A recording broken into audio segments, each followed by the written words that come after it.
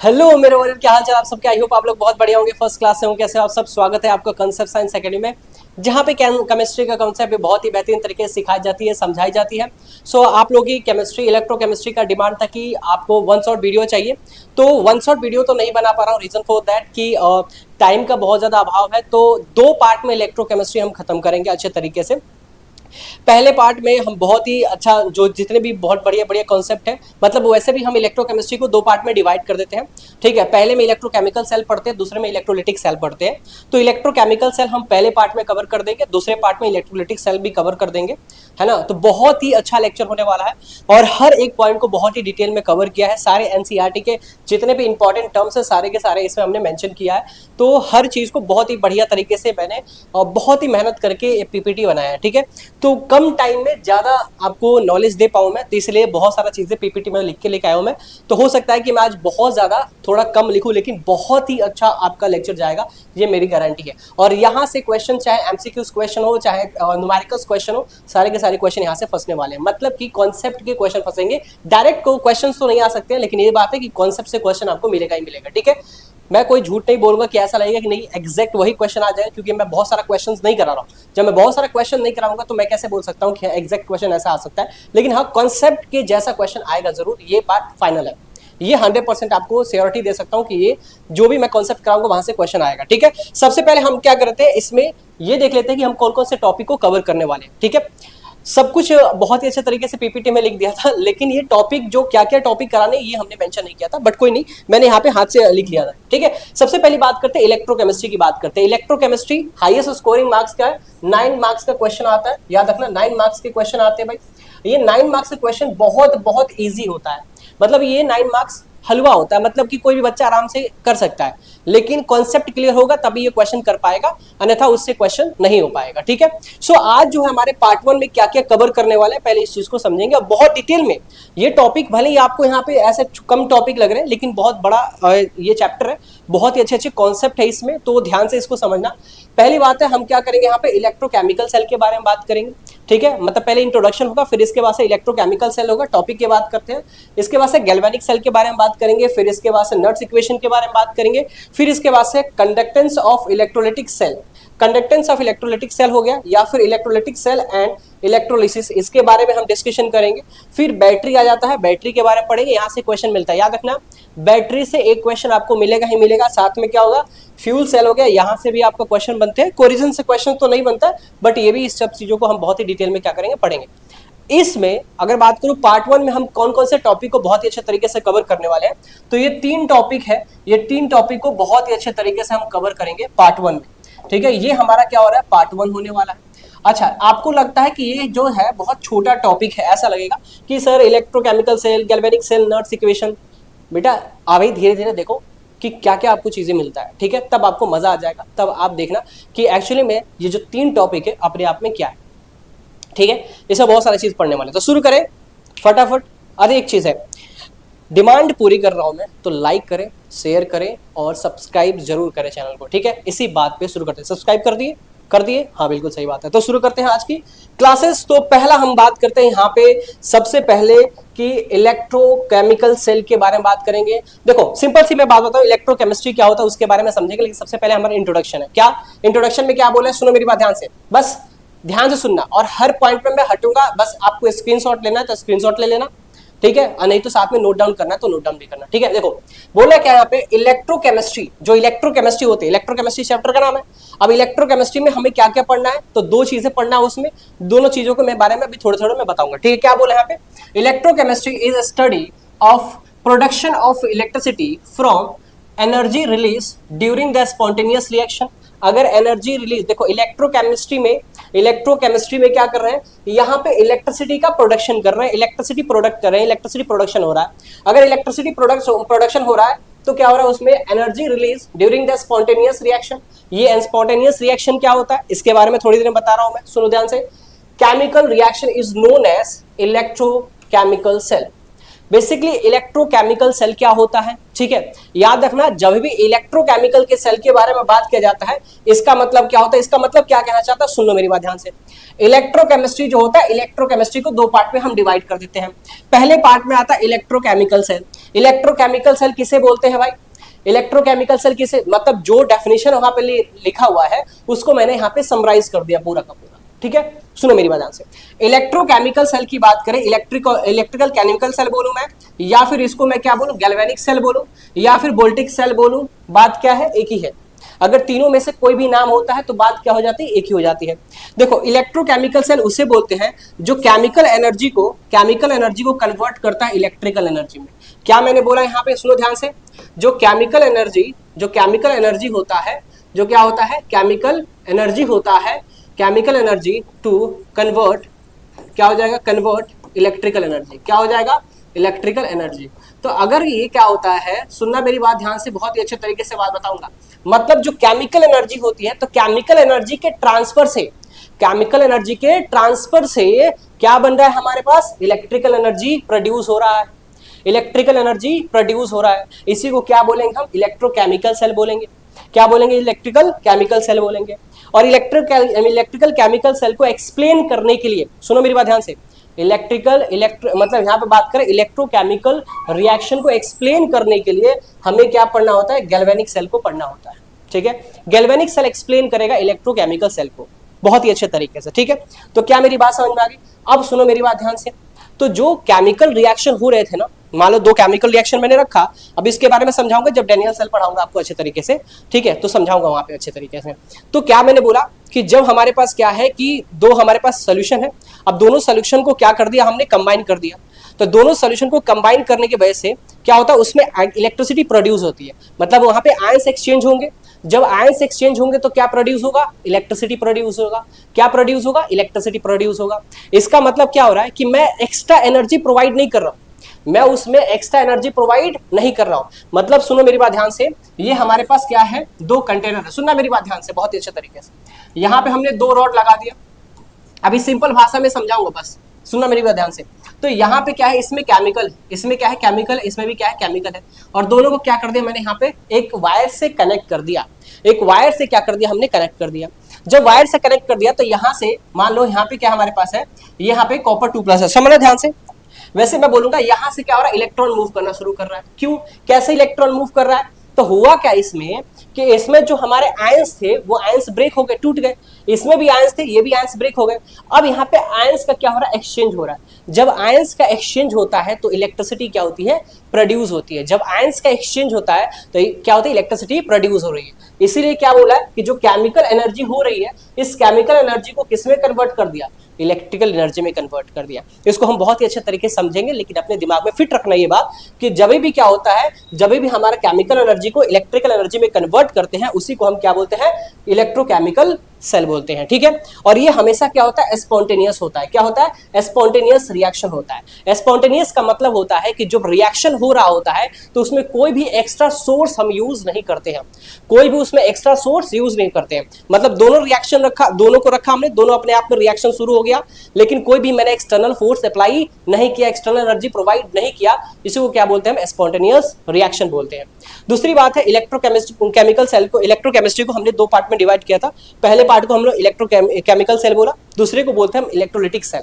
दूसरे को क्या बोलते हैं, इलेक्ट्रोलिटिक सेल। समझो ध्यान से, ये हम पढ़ेंगे पार्ट 2 में, लेकिन बेसिक कॉन्सेप्ट आपको समझाया। तो क्या होता है यहाँ पे, जो इलेक्ट्रोलिटिक सेल जो होता है वो इलेक्ट्रिक, मतलब यहाँ पे इलेक्ट्रोकेमिकल सेल, याद रखना यहाँ पे क्या हो रहा था, इलेक्ट्रिकल एनर्जी में कन्वर्ट हो रहा था। अब यहाँ से इलेक्ट्रिकल एनर्जी से किस में कन्वर्ट होगा, केमिकल एनर्जी में कन्वर्ट होगा। इलेक्ट्रिकल जो एनर्जी है वो किस में कन्वर्ट होगा, केमिकल एनर्जी में कन्वर्ट होगा। अब मेरी बात सुनो ध्यान से, जब इलेक्ट्रिकल एनर्जी से केमिकल एनर्जी में कन्वर्ट होगा, इसका मतलब मैं क्या कर रहा हूं, उसमें एक्सटर्नल सोर्स प्रोवाइड कर रहा हूं। जब मैं बैटरी यूज करूंगा तो वो बैटरी क्या करेगा, इलेक्ट्रिकल एनर्जी से किस में कन्वर्ट करेगा, उसको केमिकल एनर्जी में। तो उसको हम बोलते हैं नॉन स्पॉन्टेनियस रिएक्शन। क्या बोलते हैं उसको हम, नॉन स्पॉन्टेनियस रिएक्शन। तो दोनों चीज क्लियर हो गया। स्पॉन्टेनियस रिएक्शन क्या होता है, जिसमें कोई भी एक्सटर्नल सोर्स यूज नहीं करते हैं, वो क्या होता है, स्पॉन्टेनियस रिएक्शन होता है। जिसमें कोई एक्सटर्नल सोर्स यूज करते हैं उसे हम क्या बोलते हैं, नॉन स्पॉन्टेनियस रिएक्शन। क्लियर बात समझ में आ रही है, कोई दिक्कत इसमें? तो ये बात है, जल्दी से इसको नोट डाउन आप कर लेना, ठीक है। तो वही बात क्या बोल रहा था यहाँ पे, वही बात यहाँ पे ये बोल रहा था कि जब हमारा इलेक्ट्रोकेमिस्ट्री जो होता है is the study of production of electricity. अगर इलेक्ट्रिसिटी क्या हो रहा है, इलेक्ट्रिसिटी का प्रोडक्शन हो रहा है, इलेक्ट्रिसिटी बन रहा है, इलेक्ट्रिसिटी क्या हो रहा है, बन रहा है फ्रॉम एनर्जी रिलीज, एनर्जी जब रिलीज हो रहा है उस एनर्जी रिलीज से क्या बन रहा है, इलेक्ट्रिसिटी अगर बन रहा है उसको ही क्या बोलते हैं, स्पॉन्टेनियस रिएक्शन, और उस केमिकल रिएक्शन को क्या बोलते हैं हम, इलेक्ट्रोकेमिकल सेल बोलते हैं, उसको रिएक्शन को क्या बोलते हैं, इलेक्ट्रोकेमिकल सेल बोलते हैं। क्या मेरी बात समझ में आ रही है, जल्दी बताओ क्या मेरी बात समझ में आ रही है। दूसरा पॉइंट समझो, इसके बाद से बोला है क्या, the use of electrical energy, जब इलेक्ट्रिकल एनर्जी बन गया, अब उस इलेक्ट्रिकल एनर्जी को मैं यूज कर रहा हूं मैं, bring out non spontaneous reaction, chemical transfer in the electrolytic cell. आप सुनो ध्यान से, यहाँ पे क्या हो रहा है, यहाँ पे कि ये जो है इलेक्ट्रिकल एनर्जी किसमें कन्वर्ट हो रहा है, केमिकल एनर्जी में। इसे हम क्या बोलते हैं, इसे हम बोलते हैं इलेक्ट्रोलाइटिक सेल बोलते हैं। क्या बोलते हैं इसको, इलेक्ट्रोलाइटिक सेल। तो इसमें हम क्या कर रहे हैं, बैटरी यूज कर रहे हैं। क्या कर रहे हैं यहाँ पे, बैटरी यूज कर रहे हैं। याद रखना, जब बैटरी यूज करते हैं तो यहाँ पे क्या होता है, नॉन स्पॉन्टेनियस रिएक्शन।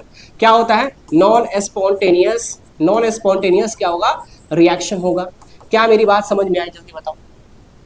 तो दो चीजों के बारे में मैंने समझाया, क्योंकि सबसे पहले हम टॉपिक के बारे में समझते हैं और इसके बाद से उसके सारे कॉन्सेप्ट को ध्यान से समझेंगे, बहुत ही बारीकी तरीके से। क्लियर बात मेरी समझ में आ गई। तो दोनों चीज समझाया मैंने, इलेक्ट्रोलिटिक सेल समझाया और इलेक्ट्रिकल केमिकल सेल समझाया। देखो बातें कितनी फंस रही है यहाँ पे, ठीक है। क्लासेस लेने के बाद से ये होती है, फटाफट आके तुरंत क्लासेस ही ले रहा हूँ, ठीक है ना, ऑफलाइन क्लासेस के बाद से। क्या मेरी बात यहाँ पे समझ में आ गई। इसके बाद से कुछ की पॉइंट है उसको समझ लेते हैं। वही की पॉइंट को मैंने समराइज करके, देखो मैं जब भी पढ़ाता हूँ मैं तो पहले पूरा डेफिनेशन लिखता हूँ, उस डेफिनेशन के बारे में आपको शॉर्ट में बताता हूँ और फिर इसको क्या करता हूँ, समराइज कर देता हूँ, ताकि क्या हो जाए, बच्चों के लिए काफी ज्यादा ईजी हो जाए। तो ये की पॉइंट है, इंपॉर्टेंट पॉइंट है। क्या इंपॉर्टेंट पॉइंट है कि अगर electrolytic can be produce from A spontaneous chemical reaction, तो जब हमारा इलेक्ट्रिसिटी प्रोड्यूस करेंगे, जब किसी भी केमिकल रिएक्शन में अगर हम क्या करते हैं, इलेक्ट्रिसिटी प्रोड्यूस करते हैं, तो वो क्या होता है, हमारा स्पॉन्टेनियस रिएक्शन होता है। अगर बात करते हैं हमारा इलेक्ट्रिसिटी अगर हम दे रहे हैं, इलेक्ट्रिसिटी अगर किसी केमिकल रिएक्शन में दे रहे हैं, तो उसको हम क्या बोलते हैं, नॉन स्पॉन्टेनियस केमिकल रिएक्शन बोलते हैं। क्या मेरी बात समझ में आ गई।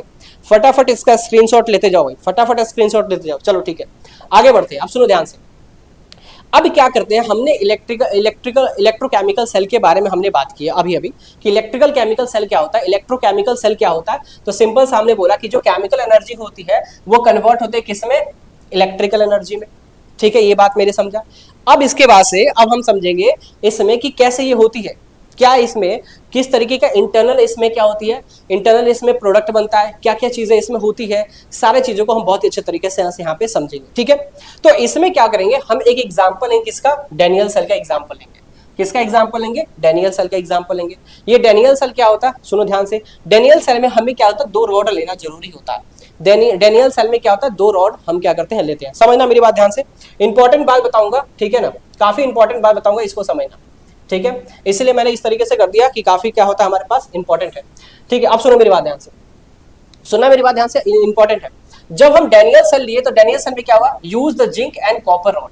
हम इसमें क्या करेंगे, 2 रॉड को क्या करेंगे, यूज करेंगे। एक जिंक रॉड यूज करेंगे, एक क्या करेंगे, कॉपर रॉड को यूज करेंगे। डैनियल सेल बेसिकली क्या होता है, 2 केमिकल। सुनो मेरी बात ध्यान से, यहाँ पे हमने क्या हुआ, यहाँ पे एक कंटेनर हमने बनाया। सुनना मेरी बात ध्यान से बहुत ही अच्छे तरीके से, यहाँ पे हमने क्या बना दिया, कंटेनर बना दिया, ठीक है। दिखाई दे रहा अच्छी तरीके से, दे रहा होगा। अच्छा, इसमें जो हो गया, जिंक सल्फेट हमने डाल दिया। क्या डाल दिया इसमें, जिंक सल्फेट इसमें डाल दिया। ये देखो देखो, जिंक सल्फेट डाल दिया। तो एक कंटेनर में जिंक सल्फेट का क्या है, सोल्यूशन है। जिंक सल्फेट का क्या है, एक सोल्यूशन है एक कंटेनर में। दूसरे कंटेनर में कॉपर सल्फेट का क्या है, सोल्यूशन है। एक जिंक सल्फेट का सोल्यूशन है, एक कॉपर सल्फेट का क्या है, सोल्यूशन दे रखा है। अब इस दोनों कंटेनर में क्या किया हमने, एक रॉड क्या कर दिया, यूज कर दिया। अब एक रॉड यहाँ पे, जब यहाँ पे जिंक सोल्यूशन हमारा बना है, ये जिंक का जो सोल्यूशन है, जिंक सल्फेट का जो सोल्यूशन है, उसमें जो रॉड मैंने लिया है वो जिंक रॉड लिया है। कौन सा लिया है, जिंक रॉड लिया है, जिसको हम इलेक्ट्रोड बोलते हैं, जिंक इलेक्ट्रोड बोलते हैं। मेरी बात समझ में आ रही कि नहीं आ रही, या फिर मैं यहाँ पे तुम्हें बहुत अच्छे तरीके से समझाता हूँ, सुनो ध्यान से। ये हमने लिया क्या, 1-2 कंटेनर लिया, यहाँ पे ध्यान समझना। अब इस 2 कंटेनर में क्या हुआ कि यहाँ पे मैंने एक सोल्यूशन डाला, एक सोल्यूशन डाला। कौन सोल्यूशन हमारे पास, यहाँ पे हमने डाला ZnSO4। क्या डाला हमने यहाँ पे, ZnSO4 सोल्यूशन यहाँ पे डाला। कितना डाला, 1 मोलारिटी हमने डाला। समझना मेरी बात ध्यान से। इसमें भी हमने क्या हुआ, एक सोल्यूशन हमने डाला इसमें, ठीक है, जिसको हम क्या बोलते हैं, कॉपर सल्फेट। क्या बोलते हैं, कॉपर सल्फेट हम बोलते हैं, ठीक है। मेरी बात समझना, इंपॉर्टेंट बात बता रहा हूँ मैं। कितना डाला हमने इसमें, 1 मोलारिटी इसमें क्या हुआ, कॉपर सल्फेट हमने बना के डाला, ठीक है। अब इसमें जिस चीज का सोल्यूशन है उसी का क्या लेना पड़ेगा, हमें रॉड लेना पड़ेगा। ये बात कौन बोलता है, डेनियल सेल बोलता है। तो यहाँ पे हमने क्या कर दिया, एक रॉड ले लिया, सुनो मेरी बात ध्यान से। तो यहाँ पे मैंने जो रॉड लिया, ये जो रॉड है ये किसका रॉड है, जिंक रॉड। कौन सा रॉड है भाई, जिंक रॉड मैंने यहाँ पे ले लिया, ठीक है। ओके ठीक है, मेरी बात अच्छे समझ में आ गई हो, जिंक रॉड ले लिया, अच्छा ठीक है। यहाँ पे जो है, यहाँ पे मैंने किसका रॉड ले लिया, कॉपर का रॉड ले लिया। यहाँ पे किसका रॉड ले लिया, कॉपर का रॉड ले लिया, ठीक है, समझो मेरी बात ध्यान से। ये हमारे पास क्या है, कॉपर का रॉड है, अच्छी बात है। ये हमारे पास क्या था, जिंक का रॉड था। ये क्या था हमारे पास, जिंक का रॉड यहाँ पे दिया हुआ। अच्छा, इन दोनों को क्या करते हैं, एक वायर से कनेक्ट कर रहे हैं, या दोनों को क्या कर रहे हैं, एक वायर से यहाँ पे गैल्वेनोमीटर लगा दिए ताकि हमें क्या मिल जाए, हमें करंट मेजरमेंट कर सके। क्या मेरी बात समझ में आ रही है कि नहीं आ रही है, ठीक है, बहुत अच्छी बात है। अब मेरी बात समझना ध्यान से यहाँ पे। अब यहाँ पे क्या होगा, ये दोनों रॉड लगा दिए, दोनों क्या हुआ, वायर हमने क्या किया, इसमें इंक्लूड कर दिया, ठीक है। मतलब यहाँ पे एक वोल्ट मीटर लगा दिए जिसके वजह से हमें वोल्टेज मेजरमेंट करेगा कि कितना वोल्टेज क्या हो रहा है, दे रहा है, कितना पोटेंशियल दे रहा है, इसके बारे में हम बात करेंगे, सुनो ध्यान से। फिर इसमें हमने क्या कर दिया, एक सॉल्ट ब्रिज लगा दिया। ये सॉल्ट ब्रिज का काम क्या है, सॉल्ट ब्रिज का काम है न्यूट्रलिटी बिहेव करना, मतलब इसको, इस सोल्यूशन को न्यूट्रल रखेगा, ना किसी को बढ़ने देगा ना किसी को कम करने देगा। इसलिए हर चीज को थोड़ा डिटेल में बताऊंगा, थोड़ा टाइम लगेगा, प्लीज पेशेंस से थोड़ा सुनते रहना, समझते रहना। अभी से जो सॉल्ट ब्रिज है इसको हम क्या बोलते हैं, याद रखना, ये हमारा होता है सॉल्ट ब्रिज। क्या होता है यहाँ पे, ये सॉल्ट ब्रिज होता है, ठीक है, मेरी बात समझना। इस सॉल्ट ब्रिज में मैंने क्या डाला है, KCl जेली जेली डाला। मतलब जो KCl हमारे पास है, KCl जेली होता है, मतलब KCl, या फिर अगर हम इसको बात ये बोलते हैं तो जेली टाइप का क्या डाला हमने, KCl। मतलब जेली का मतलब होता है क्या, जो KCl डाला हमने वो क्या आएगा, मतलब जेली टाइप का आपको उसमें, इसमें हमने क्या हुआ, इसमें भरेंगे जेली टाइप का, ठीक है। आप समझना क्या होगा। तो यहाँ पे बहुत सारा, यहाँ पे KCl लगा हुआ है, समझना मेरी बात ध्यान से। अब क्या होगा, सुनो ध्यान से। अब जैसे ये वायर हमने स्टार्ट कर दिया, कनेक्ट कर दिया, तो होगा क्या इसमें, तो इसमें घटनाएं घटती है। ये डेनियल सेल ने एक्सपेरिमेंट किया था, तो इसमें घटनाएं घटी। क्या घटनाएं घटी, पहली बात सुनो ध्यान से। ये जो जिंक रॉड है इसको हम बोलते हैं एनोड, इसको क्या बोलते हैं हम, एनोड बोलते हैं। सुनना मेरे ध्यान से, ये क्या होता है, एनोड होता है। ये क्या होता है भाई, कैथोड होता है। ये क्या होता है, कैथोड हो जाता है, ठीक है, मेरी बात समझ में आ रही है। एक हमने एनोड ले लिया, एक हमने कैथोड ले लिया। अब इसमें एक बहुत इंपॉर्टेंट पहले बताऊंगा बात कि एनोड क्या होता है, एनोड पे क्या होता है और कैथोड पे क्या होता है, पहले इसको हम समझते हैं अच्छे तरीके से। देखो याद रखना, ये बात याद रखना कि थोड़ी बहुत बातचीत याद रखना जरूरी है। क्या होगा भाई, एनोड। अगर मैं एनोड की बात बोलूं तो एनोड पे होता है ऑक्सीडेशन। क्या होता है, ऑक्सीडेशन। एनोड पे क्या होता है, ऑक्सीडेशन होता है। ये नोट डाउन करते रहना है, चीजें जो समझाऊंगा उसको नोट डाउन करते रहना। एनोड पे क्या होता है भाई, ऑक्सीडेशन हो रहा है। तो यहाँ पे एनोड पे ऑक्सीडेशन होता है, इसका मतलब क्या होता है, इसका मतलब होता है लॉस ऑफ इलेक्ट्रॉन। क्या होता है, लॉस ऑफ, क्या होता है, इलेक्ट्रॉन। इलेक्ट्रॉन क्या होगा, लॉस करेगा, इलेक्ट्रॉन डोनेट करेगा। याद रखना, इलेक्ट्रॉन क्या कर देगा, डोनेट कर देगा। तो जब भी एनोड की बात करें तो एनोड पे क्या होगा, ऑक्सीडेशन, और ऑक्सीडेशन का मतलब होता है इलेक्ट्रॉन डोनेट कर देना, या फिर लॉस ऑफ इलेक्ट्रॉन, इलेक्ट्रॉन की क्या करना, डोनेट करना, मतलब इलेक्ट्रॉन की क्या हो रही है, कमी हो रही है उसमें, ठीक है, मेरी बात समझना। दूसरी बात याद रखना, अगर कैथोड की बात करेंगे हम, किसकी बात करेंगे हम, कैथोड की बात करेंगे, तो कैथोड पे क्या होता है, रिडक्शन। क्या होता है, रिडक्शन। और जब भी रिडक्शन होता है, याद रखना, रिडक्शन का मतलब होता है गेन ऑफ इलेक्ट्रॉन। क्या होता है, गेन ऑफ इलेक्ट्रॉन। इलेक्ट्रॉन क्या हो जाएगा, बढ़ता चला जाएगा। इलेक्ट्रॉन क्या हो जाएगा, बढ़ता चला जाएगा। क्या मेरी बात समझ में आ रही, इलेक्ट्रॉन क्या होगा, बढ़ता चला जाएगा, ठीक है। अच्छा, एनोड पे क्या होता, इलेक्ट्रॉन क्या होगा, कम होता जाएगा। इलेक्ट्रॉन क्या होगा, कम होता जाएगा। कैथोड पे इलेक्ट्रॉन क्या होता जाएगा, बढ़ता चला जाएगा। क्या मेरी बात ये समझ में आ गई, ठीक है, समझ में आ गई तो आगे बढ़ते हैं, सुनो ध्यान से। अब ये वाला हमने डेनियल सेल बहुत ही अच्छे तरीके से बना लिया था। हमने बोला यहाँ पे एनोड। अब आपको बहुत ही अच्छे से ये पता है कि एनोड पे क्या होता है, तो एनोड पे होता है ऑक्सीडेशन। क्या होता है, ऑक्सीडेशन। और कैथोड पे क्या होता है, कैथोड पे क्या होता है, रिडक्शन होता है। ये बहुत ही अच्छे से आपको पता है, अच्छी बात है सर, बहुत ही अच्छी बात है, आपको पता है, अच्छा पता है, ठीक है। अब रिएक्शन देखो क्या होता है, ये जो ZnSO4 है ना, ये आयंस के फॉर्म में टूट जाते हैं और क्या बनाते हैं, यहाँ पे Zn2+ बनाएंगे, सुनना मेरी बात ध्यान से, और बनाएंगे SO4 2-। क्या बनाएंगे, SO4 2-। आयंस के फॉर्म में टूटेंगे, तो जो सोल्यूशन हमारे पास है, ये वायर हमने लगा दिया, वायर लगा दिया। अब ये जो सोल्यूशन है आयंस के फॉर्म में टूटेंगे, ये टूटेगा Zn2+ का, ये टूटेगा SO4 2- का। और ये जो कॉपर सल्फेट है हमारे पास, ये टूटेगा कॉपर 2+ में, और किस में टूटेगा, SO4 2- में। समझना मेरी बात ध्यान से, ठीक है। अब बस अभी इतना दिमाग में रखना, इतना दिमाग में रखना कि ये जो सॉल्ट ब्रिज है ये क्या करेगा, इन सॉल्यूशन को न्यूट्रलिटी बिहेव करेगा, मतलब इनको क्या करेगा, न्यूट्रल करके रखेगा। बस इतना भी दिमाग में रखना, सॉल्ट ब्रिज के पूरे बारे में हम बातचीत करेंगे, ठीक है। अब सुनो ध्यान से, अब हुआ क्या कि जब ये आयंस के फॉर्म में टूटा तो अब Zn2+ है, क्या बोला, एनोड, एनोड पे क्या होता है, ऑक्सीडेशन, और ऑक्सीडेशन का मतलब क्या होता है, लॉस ऑफ इलेक्ट्रॉन। अब क्या हो जाएगा, ये जो इलेक्ट्रॉन Zn2+ में है ना, ये Zn2+ में है, ये इलेक्ट्रॉन ऊपर की ओर मूव जाएगा, 2 इलेक्ट्रॉन ऐसे ऊपर की ओर जाएगा, ऐसे जाएगा, और ये कहाँ आ जाएगा भैया, ये हमारे पास यहाँ आ जाएगा, ये 2 इलेक्ट्रॉन Zn2+ का, ये इलेक्ट्रॉन कहाँ जाएगा, इधर चला जाएगा। क्या मेरी बात समझ में आ रही है। और ये जो 2 इलेक्ट्रॉन इस ये जो कैथोड है हमारे पास, ये जो कॉपर रॉड है, ये क्या करेगा, इसको गेन कर लेगा, इसको क्या करेगा, गेन कर लेगा। बात समझ आ रही है। तो जब ये Zn2+ निकलता जाएगा, मतलब यहां से इलेक्ट्रॉन, इस रॉड से इलेक्ट्रॉन निकलता जाएगा, और इस जो ये कॉपर रॉड है, इसको क्या करता जाएगा, गेन करता जाएगा, गेन करता जाएगा। यहां से इलेक्ट्रॉन निकल रहा है, यहां पे इलेक्ट्रॉन गेन कर रहा है, तो ये क्या हो जाएगा, ये मोटा होता जाएगा, ये रॉड क्या होता जाएगा, मोटा होता जाएगा, ये रॉड क्या होगा, पतला होता जाएगा, ये रॉड क्या होता जाएगा, पतला होता जाएगा, ये रॉड क्या होता जाएगा, मोटा होता जाएगा। क्या रीजन है, क्योंकि ये इलेक्ट्रॉन गेन कर रहा है और ये इलेक्ट्रॉन क्या कर रहा है, लूज कर रहा है। ठीक है, मेरी बात समझ में आ रही, क्या मेरी बात समझ में आ रही। अब इसको हमने तो बोला, बट लिखते कैसे है इसे हम लिखते कैसे हैं, तो सुनो मेरी बात ध्यान से। अब लिखने की बात है, इसको मैं मिटा रहा हूं सॉल्ट ब्रिज को थोड़ा सा, ठीक है, यहाँ पे देखना। अगर लिखने की बात है तो क्या करूंगा मैं, यहाँ पे सुनो ध्यान से, पहला पॉइंट यहाँ पे, इस पे मैं लिखूंगा ऑक्सीडेशन, क्या लिखूंगा मैं यहाँ पे, ऑक्सीडेशन। चलो मैं दूसरा पेन लेता हूँ, यहाँ पे मैं लिखूंगा यहाँ पे ऑक्सीडेशन, ऑक्सीडेशन याद रखना, oxidation half cell reaction, half cell reaction. देखो अगर मैं एक सेल के बारे में लिख रहा हूं मैं, तो उसको बोलते हैं हाफ सेल रिएक्शन। क्या बोलते हैं उसे हम, हाफ सेल रिएक्शन। अगर एक सेल के बारे में लिखते हैं तो उसे क्या बोलते हैं, हाफ सेल रिएक्शन बोलते हैं, ठीक है। तो ऑक्सीडेशन हाफ सेल रिएक्शन क्या होता है, ऑक्सीडेशन हाफ सेल रिएक्शन, देखो ध्यान से। तो हमने ये बात बोला, ठीक है, कि ये याद रखना, एनोड पे ऑक्सीडेशन होता है, तो ऑक्सीडेशन मतलब लॉस ऑफ इलेक्ट्रॉन। अब इलेक्ट्रॉन जा रहा है, इसका मतलब क्या हुआ कि जो हमारे पास Zn था, जो हमारे पास Z था, अब सुनो मेरी बात ध्यान से, Zn2+ में से 2 इलेक्ट्रॉन चला गया, Zn2+ में से 2 इलेक्ट्रॉन चला गया, याद रखना।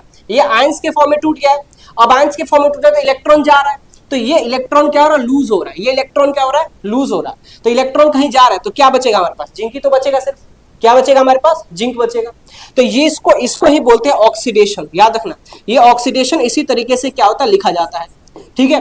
तो ये हमारा क्या होगा, ऑक्सीडाइज हो गया, ऑक्सीडेशन हो गया, मतलब इलेक्ट्रॉन यहां से क्या हो गया, लूज हो गया, ठीक है। अच्छा, इसी बात को अगर मैं देखूं, यहाँ पे ध्यान समझना, इसी बात को मैं यहाँ पे लिखूं, ठीक है, रिडक्शन, क्या लिखूं मैं, reduction half cell reaction, half cell reaction, ठीक है, रिडक्शन हाफ सेल रिएक्शन। अब रिडक्शन हाफ सेल रिएक्शन कैसे होगा, सुनो मेरी बात ध्यान से। तो यहां पे क्या हो रहा था, सुनो मेरी बात ध्यान से, यहां पे कॉपर 2+ में था, कॉपर 2+ में था। अब ये 2 इलेक्ट्रॉन इसके पास आ गया, देखो एरो दिखाया मैंने कि ये यहां से 2 इलेक्ट्रॉन आ रहा है, 2 इलेक्ट्रॉन आया तो यहाँ पे क्या होगा, 2 इलेक्ट्रॉन आया, और ये हमारे पास क्या बना देगा, कॉपर सॉलिड फॉर्म बना देगा। ठीक है, मेरी बात समझ में आ रही है, ठीक है। ये इस तरीके से हम क्या लिखते हैं, रिडक्शन वाला पार्ट लिखते हैं, याद रखना, इस तरीके से क्या लिखते हैं हम, रिडक्शन लिखते हैं। अभी समझना, net cell overall cell reaction या फिर नेट सेल रिएक्शन हम लिखेंगे, लेकिन पहले यहां तक आपको समझो कि ये हुआ कैसे, सारा चीज समझ में आ गया। ये आयंस के फॉर्म में टूटा, ये भी आयंस के फॉर्म में टूटा। अब यहाँ पे एनोड है, तो एनोड पे होता है ऑक्सीडेशन, ऑक्सीडेशन का मतलब होता है लॉस ऑफ इलेक्ट्रॉन, मतलब ये यहाँ से क्या होगा, यहाँ से इलेक्ट्रॉन जाता जाएगा, और यहाँ पे इलेक्ट्रॉन गेन होता जाएगा, तो ये क्या हो जाएगा, वायर जो होगा, ये वायर क्या होता जाएगा, मोटा होता जाएगा, ये वायर क्या होता जाएगा, मोटा होता जाएगा, ठीक है। आगे बात समझ में, कोई दिक्कत इसमें, तो इसको हम जब ये जो हमारा कैथोड है जहां पे रिडक्शन होता है, तो रिडक्शन हाफ सेल ऐसे लिखते हैं, ये हमारा ऑक्सीडेशन हाफ सेल हम क्या करते हैं, ऐसे लिखते हैं। क्या मेरी बात समझ में आ गई, जल्दी बताओ क्या मेरी बात समझ में आ गई। तो याद रखना यहाँ पे, अच्छा सॉल्ट ब्रिज का क्या काम होता है, जैसे मैंने बोला न्यूट्रलिटी बिहेव करेगा, न्यूट्रल करेगा, ठीक है। अब मेरी बात सुनना, न्यूट्रल कैसे बिहेव करेगा इसके बारे में भी समझ लेना। क्या ये हाफ सेल रिएक्शन तुम्हें समझ में अगर आ गया, तो थोड़ा सा आगे एक इंपॉर्टेंट बात बताता हूँ, सुनो ध्यान से। यहाँ पे इसमें जब हमारे पास ZnSO4 सोल्यूशन था, यहाँ पे कॉपर SO4 सोल्यूशन था, तो इसमें क्या हुआ, हमने जो सॉल्ट ब्रिज था, इस सॉल्ट ब्रिज में KCl हमने डाला था। अब KCl क्या हुआ था, सुनो मेरी बात ध्यान से, यहाँ पे Zn2+ में टूटा और SO4 में टूटा, यहाँ पे कॉपर 2+ में टूटा, ये SO4 में टूटा। तो अब होता क्या है, कभी कभी होता क्या है कि यहाँ से क्या होता है कि मान लो फॉर एग्जाम्पल कि यहाँ से जो कॉपर 2+ है ये बढ़ता चला गया, मतलब ज्यादा टूट गया ये। तो जब ज्यादा टूट जाएगा और यहाँ पे क्या हुआ, SO4 ज्यादा टूट गया, यहाँ पे तो ये क्या हो जाएगा, अनबैलेंस हो जाएगा। तो उसको बैलेंस करने के लिए क्या होगा, अगर इसमें कॉपर 2+ ज्यादा हो रहा है, कॉपर 2+ ज्यादा हो रहा है, तो यहां से मैं क्या भेजूंगा, Cl- भेज दूंगा इधर साइड में। ठीक है, बात समझ में आ रही है, कोई दिक्कत इसमें? या फिर KCl की जगह मैं क्या डालूंगा, यहाँ पे KSO4 में डाल दूंगा। ठीक है, K2SO4 भी डाल दूंगा। क्या मेरी बात समझ में आ रही है? तो यहाँ पे हमारे पास क्या टूटेगा, सुनो मेरी बात ध्यान से, सुनो मेरी बात ध्यान से। या फिर हम क्या करें, यहाँ पे सिंपल सी बोले तो ये Cl यहाँ पे आ जाएगा। ठीक है, Cl यहाँ पे आ जाएगा तो कॉपर क्लोराइड फॉर्म कर देगा। और ये जो हमारे पास है, ये जो पोटेशियम है हमारे पास, ये कहा जाएगा पोटेशियम सल्फेट बना देगा, KSO4 फॉर्म कर देगा, K2SO4 जो भी है, यहाँ पे ये फॉर्म कर देगा 2-। तो यहाँ पे K2SO4 फॉर्म कर देगा, यहाँ पे क्या फॉर्म कर देगा, यहाँ पे हमारे पास फॉर्म कर देगा, सुनो सुनो मैं तरीके से लिखाया था तुम लोगों को, एक सेकंड सुनो, बढ़िया तरीके से लिखाया था मैं। ठीक है, बढ़िया तरीके से आपको लिखाया तो मैं। पहले यहाँ पे ओवरऑल सेल रिएक्शन देख लो, इसके बाद से हम इसको तरीके से सॉल्ट ब्रिज में आपको समझाता हूँ बढ़िया तरीके से। बट याद रखना, ये न्यूट्रलिटी बिहेव करके कैसे सॉल्ट ब्रिज में यूज करते हो उसके बारे में भी आपको समझा दूंगा, सारा चीज बहुत बढ़िया तरीके से लिखा हुआ। अब सुनो ध्यान से, जब ये हाफ सेल रिएक्शन आ जाता है तो यहाँ पे मैंने क्या लिखा, ऑक्सीडेशन हाफ सेल रिएक्शन। देखो वहां पे जगह नहीं था, इसलिए मैंने KCl वाला बताया नहीं वहां पे। ठीक है, फिर घचपिच हो जाता है बहुत ज्यादा, फिर प्रॉब्लम होती है। ठीक है ना, तो इसीलिए मैं यहाँ पे बता रहा हूँ, तरीके समझो, सुनो ध्यान से। ऑक्सीडेशन हाफ सेल रिएक्शन की बात करते हैं, तो ऑक्सीडेशन हाफ सेल रिएक्शन में क्या होगा, सुनो ध्यान से। तो हमने अभी अभी बोला ये बात, हमने अभी अभी एक बात बोला, क्या बोला यहाँ पे, कि हमने यहाँ पे लिखा कि जो कॉपर है हमारे पास, तो कॉपर में से, सुनो मेरी बात ध्यान से, कॉपर में से क्या हुआ, कॉपर 2+, अच्छा जिंक था ना, सॉरी फॉर दैट, क्या था हमारे पास, जिंक था ना। देखो ध्यान से, ये हमारे पास क्या है, जिंक है, और यहाँ से क्या निकला, Zn2+ का, और क्या हुआ, 2 इलेक्ट्रॉन बाहर निकल गया। ठीक है, मेरी बात समझ में आ रही? ये क्या था, ऑक्सीडेशन हाफ सेल रिएक्शन था। दूसरी बात सुनो ध्यान से, अब रिडक्शन का मैं लिखूं, मैं ध्यान से समझना, यहाँ पे हमने क्या लिखा, रिडक्शन लिखा हमने, तो रिडक्शन हाफ सेल रिएक्शन, क्या लिखूंगा, रिडक्शन हाफ सेल रिएक्शन। तो रिडक्शन हाफ सेल रिएक्शन में लिखूं तो कैसे लिखूंगा मैं, कॉपर 2+ का, और जो टूटा तो 2 इलेक्ट्रॉन इसमें आके ऐड हुआ, तो क्या बनेगा, कॉपर बनता जाएगा। ठीक है, कॉपर क्या होता जाएगा, बनता जाएगा। अब मेरी बात सुनना ध्यान से, तो अब क्या होगा, मैं यहाँ पे ओवरऑल सेल रिएक्शन लिखूंगा, या फिर नेट सेल रिएक्शन लिखूंगा। क्या लिखूंगा, नेट सेल रिएक्शन लिखूंगा। नेट सेल रिएक्शन कैसे लिखा था, देख लो मेरी बात ध्यान से। पहली बात देखो कि आपको यहाँ पे 2 इलेक्ट्रॉन यहाँ पे है और 2 इलेक्ट्रॉन यहाँ पे, अगर ये सिमिलर नहीं है तो आपको सबसे पहले सिमिलर करना पड़ेगा। आपको रिडक्स रिएक्शन में पढ़ाया गया होगा, कि अगर इलेक्ट्रॉन सिमिलर नहीं होते हैं हाफ सेल रिएक्शन की, तो उसको हमें क्या करना पड़ेगा, सिमिलर करना पड़ेगा। देन इसके बाद से उसमें एलिमिनेशन मेथड लगाना पड़ेगा। तो यहाँ पे 2 इलेक्ट्रॉन से 2 इलेक्ट्रॉन क्या हो जाएगा, कैंसिल आउट हो जाएगा। और लेफ्ट हैंड साइड का लेफ्ट हैंड साइड में लिखना है, राइट हैंड साइड का राइट हैंड साइड में लिखना है। ये क्या हमारे पास है, लेफ्ट हैंड साइड, ये क्या हमारे पास है, राइट हैंड साइड है। इसको हम लिखेंगे, कैसे लिखेंगे, Zn+ का कॉपर 2+, और ये हमारे पास क्या बनेगा, Zn2+, और क्या बन जाएगा, कॉपर बन जाएगा। ये जो मैंने रिएक्शन लिखा है, इसी को क्या बोलते हैं हम, नेट सेल रिएक्शन बोलते हैं। क्या बोलते हैं यहाँ पे, नेट सेल रिएक्शन बोलेंगे, या फिर क्या बोलेंगे, ओवरऑल सेल रिएक्शन बोलेंगे। ओवरऑल सेल रिएक्शन बोलेंगे, या फिर क्या बोलेंगे, नेट सेल रिएक्शन बोलेंगे। तो हमने ये देखा, ध्यान से मेरी बात सुनना ध्यान से, कि ये हमारे पास गैल्वेनिक सेल, हमने क्या इलेक्ट्रोकेमिकल सेल की बात किया हमने। अब इलेक्ट्रोकेमिकल सेल की हमने बात किया, तो हमने क्या बोला कि याद रखना बेटा ध्यान से, कि आयंस क्या हो रहा है, आयंस हमारा ब्रेक हो रहा है। आयंस मतलब हमें क्या, तो सोल्यूशन था हमारे पास, अब सोल्यूशन आयंस के फॉर्म में ब्रेक हो गए। अब आयंस के फॉर्म में ब्रेक हो गए, तो यहाँ पे इलेक्ट्रॉन फ्लो होना स्टार्ट हुआ। जब ये इलेक्ट्रॉन फ्लो होगा तो करंट क्या होगा, जनरेट हो जाएगा। करंट क्या होगा, जनरेट हो जाएगा। और जो इलेक्ट्रॉन का डायरेक्शन इधर है, याद रखना, ये हमारे पास इलेक्ट्रॉन की डायरेक्शन है, तो करंट का डायरेक्शन उससे क्या होता है, अपोजिट हो जाता है। करंट का डायरेक्शन उसके क्या होता है, अपोजिट होता है। अगर मैं यहाँ पे इंपॉर्टेंट बात लिखा दूं, देखो मेरी बात सुनो ध्यान से, मैंने क्या बोला कि अगर आयंस हमारे ब्रेक हो रहे हैं तो इलेक्ट्रॉन क्या हो रहा है, एनोड से कहां जा रहा है, कैथोड की ओर जा रहा है। एनोड से कहां जा रहा है, कैथोड की ओर जा रहा है। कौन जा रहा है, इलेक्ट्रॉन जा रहा है। तो करंट का डायरेक्शन क्या होगा, कैथोड टू एनोड। करंट का डायरेक्शन क्या होगा, कैथोड टू एनोड। मेरी बात समझ में आ रही है। तो हमने क्या पढ़ा था, इलेक्ट्रोकेमिकल सेल में हमने क्या पढ़ा कि जो हमारा केमिकल एनर्जी है उसको हम इलेक्ट्रिकल एनर्जी में क्या कर रहे हैं, कन्वर्ट कर रहे हैं। तो देखो ध्यान से, ये केमिकल एनर्जी इलेक्ट्रिकल एनर्जी में कन्वर्ट हो रहा है कि नहीं हो रहा है, समझ में आ गया। तो इस तरीके से हम क्या करते हैं, डैनियल सेल को यूज करके हम ये बताते हैं कि जो हमारे केमिकल एनर्जी होते हैं उसको हम कैसे इलेक्ट्रिकल एनर्जी में कन्वर्ट करते हैं। क्या मेरी बात समझ में आ गई। तो एक चीज और इसमें लिख लेना, क्या लिखोगे यहाँ पे लिखोगे ये बात कि जो इलेक्ट्रॉन का डायरेक्शन है, इलेक्ट्रॉन का डायरेक्शन की बात करते हैं, ये इंपॉर्टेंट बात है। इलेक्ट्रॉन का डायरेक्शन अगर बात करें तो इलेक्ट्रॉन का डायरेक्शन क्या होता है हमारे पास, एनोड से कहाँ जाता है, एनोड से कहाँ जाता है, कैथोड के पास जाता है। एनोड से कहाँ जाता है, कैथोड के पास जाता है। और वही बात अगर मैं ये बात बोलूं, क्या बोलूं मैं, कि अगर हमारा करंट का डायरेक्शन की बात बोले, किसकी बात बोले, करंट की डायरेक्शन की बात बोले, तो जो करंट का डायरेक्शन होता है वो कहाँ होता है, तो कैथोड से एनोड। क्या होता है, कैथोड से एनोड की ओर होता है। क्या ये मेरी बात आपको समझ में आ गई, जल्दी बताओ। तो फटाफट स्क्रीनशॉट ले लो भाई, ये लो, इसका भी स्क्रीनशॉट आप फटाफट ले लो। क्या मेरी बात समझ में आ गई, ये समझ में आ गई कि कैसे हाफ सेल रिएक्शन कैसे लिखते हैं, हाफ सेल रिएक्शन कैसे लिखते हैं, और हाफ सेल मतलब ऑक्सीडेशन हाफ सेल कैसे लिखते हैं, रिडक्शन हाफ सेल कैसे लिखते हैं। ये डायरेक्शन इंपॉर्टेंट है, देख लो ध्यान से। ऑक्सीडेशन में यहाँ पे लिखते हैं Zn2+ का 2 इलेक्ट्रॉन, और रिडक्शन में यहाँ लिखते हैं। क्लियर होनी चाहिए बात, ठीक है। अच्छा, कोई दिक्कत इसमें, जहां तक लग रहा है मुझे कोई दिक्कत परेशानी नहीं है, ठीक है। ये सारा चीजें बहुत ही अच्छे तरीके से आपको समझा दिया था, बता दिया था। अब कुछ इंपॉर्टेंट फैक्ट है, कुछ इंपॉर्टेंट पॉइंट्स हैं। इस इंपॉर्टेंट पॉइंट्स को बहुत इंपॉर्टेंट है, यहां से एमसीक्यूज क्वेश्चन में पूछा जाता है।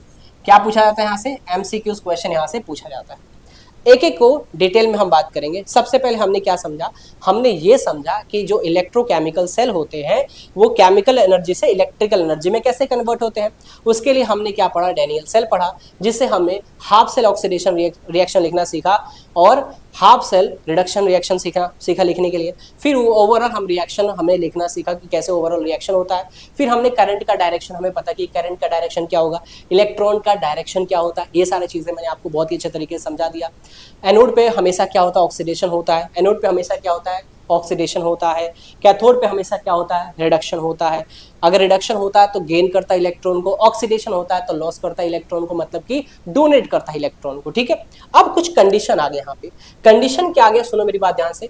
व्हेन एक्स जो एक्सटर्नल एनर्जी है, क्या है भाई यहाँ पे, इलेक्ट्रोपोटेंशियल जो एक्सटर्नल है, अगर 1.1 वोल्ट होता है, अगर 1.1 वोल्ट होता है, देखो इसको दिमाग में अभी रखे रहना, ठीक है। इसको हम एक्सप्लेन और भी आगे करेंगे, लेकिन दिमाग में रखना है कि जब हमारा ई एक्सटर्नल क्या होता है, छोटा होता है। अरे यहाँ पे बराबर लिख दिया, यहाँ पे छोटा, ऐसे ऐसे लिख दो, लेस देन लिखना, लेस देन 1.1 वोल्ट होता है तो क्या होता है, सुनो मेरी बात ध्यान से, ठीक है। या फिर हम ये कंडीशन भी आप यूज कर सकते हो, E external less than E cell, हम क्या करेंगे, यूज करेंगे। ई सेल क्या होता है, इलेक्ट्रोपोटेंशियल सेल होता है। क्या होता है, इलेक्ट्रोपोटेंशियल सेल होता है, ठीक है। ई एक्सटर्नल क्या होता है, इलेक्ट्रोपोटेंशियल होता है एक्सटर्नल का। लेकिन बस जस्ट लाइक दिमाग में फिट करके रखना है। क्या बोला मैं कि अगर हमारे पास जो इलेक्ट्रॉन फ्लो होता है from zinc rod to copper rod, अगर ये कंडीशन को फॉलो कर रहा है, मतलब कि हमारा क्या होता है, जो ई एक्सटर्नल एनर्जी है, ठीक है, वो लेस देन क्या है, 1.1 है।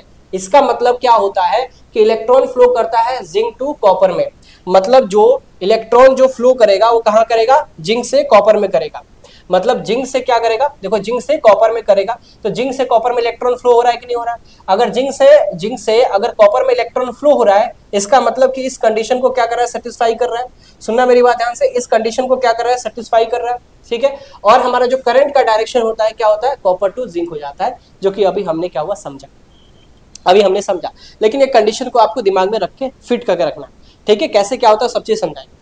और क्या होता है, जो जिंक डिसॉल्व होता है, मतलब जिंक क्या होता है, आयंस के फॉर्म में टूटता है, और वो कहाँ डिपोजिट हो जाता है भैया, कॉपर में, ठीक है। ये बात है। ये कौन सा रिएक्शन होता है, स्पॉन्टेनियस रिएक्शन होता है। क्या होता है, ये स्पॉन्टेनियस रिएक्शन होता है, ठीक है।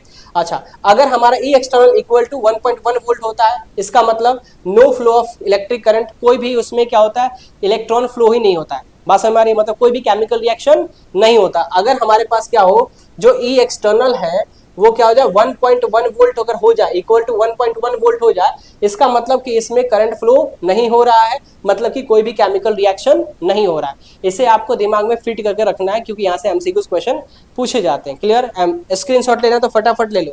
चलो यहाँ देखो, तीसरा कंडीशन है क्या, ई एक्सटर्नल ग्रेटर देन 1.1 वोल्ट। अगर ये 1.1 वोल्ट से ज्यादा हो रहा है, 1.1 वोल्ट से ज्यादा हो रहा है, तो याद रखना ये electron flow from the copper two zinc rod and the current flow from the क्या हो जाएगा, जिंक टू कॉपर रॉड। मतलब कि वो जस्ट लाइक पहले से क्या हो जाएगा, उल्टा हो जाएगा। अगर हमारे क्या होता है 1.1 वोल्ट से क्या हो जाएगा, ई एक्सटर्नल इलेक्ट्रोपोटेंशियल एक्सटर्नल अगर ज्यादा हो जाता है तो आप क्या करोगे, याद रखना कि जो इलेक्ट्रॉन फ्लो करेगा कहाँ पे करेगा, कॉपर से जिंक रॉड में करेगा, और करंट कहाँ फ्लो करेगा, जिंक से कॉपर करेगा। ये याद करके रखना है, आपको याद करके रखना है, ठीक है। और जिंक जो होगा डिपोजिट होगा किस पे, जिंक इलेक्ट्रोड पे, और कॉपर डिपोजिट होगा कॉपर इलेक्ट्रोड पर, जो कि क्या होता है, नॉन स्पॉन्टेनियस रिएक्शन होता है, मतलब कि इसमें मुझे एनर्जी प्रोवाइड करनी होती है। इसमें ई एक्सटर्नल बोला है ना, ई एक्सटर्नल मतलब मुझे एनर्जी क्या करना है, प्रोवाइड करना होता है। क्या होता है, प्रोवाइड करना होता है, ठीक है। ये दिमाग में बस फीड करके रखना है, ठीक है। अब इंपॉर्टेंट आता है हमारे पास सॉल्ट ब्रिज के बारे में, थोड़ा सॉल्ट ब्रिज के बारे में हम समझते हैं, ठीक है। मतलब सबको मैं टुकड़ों में तोड़ दिया हूं ना, उस हिसाब से आपको पढ़ा रहा हूं।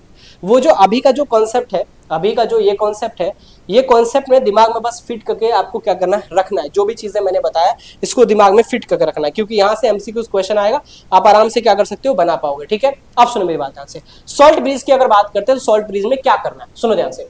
पहली बात, सॉल्ट ब्रिज कैसा होता है, एक यू शेप का होता है, मतलब यू शेप ट्यूब्स क्या होता है हमारे पास, सॉल्ट ब्रिज, ठीक है। क्या होता है, फ्लो ऑफ आयरन KCl, ठीक है, मतलब आयंस बोल रहा हूँ, आयरन लिखा हूं मैं यहाँ पे, आयंस लिखना है, ठीक है। क्या हो जाएगा, आयंस KCl, ठीक है, अमोनियम हाइड्रोक्साइड, पोटेशियम नाइट्रेट, और हमारा अमोनियम क्लोराइड विद अगर सोल्यूशन, मतलब जेलेटिन। ये कैसा होता है, जेलेटिन टाइप का, आपने जेलेटिन देखा है ना, उसी में क्या होता है, उसी की तरह इसमें क्या करा, अंदर प्रोवाइड कर दिया जाता है इसमें, ठीक है। अब सुना मेरी बात ध्यान से।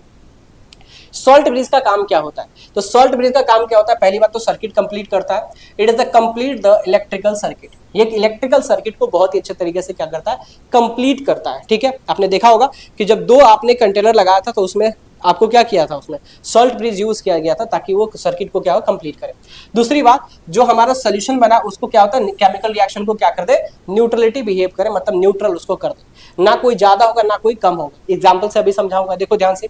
जैसे मान लो हमारे पास ये एनोड है और ये हमारे पास क्या है, कैथोड है। सपोज दैट, समझना मेरी बात ध्यान से, ये हमारे पास एनोड है और ये हमारे पास क्या है, कैथोड है, ठीक है। अब सुनो, अब इसमें मैंने क्या डाला है, KCl हमने डाल दिया, ठीक है। अब सुनो, एक में जो हमारा क्या था, ZnSO4 था, एक कंटेनर में क्या था हमारे पास, ZnSO4 था, दूसरे कंटेनर में क्या था, CuSO4 था।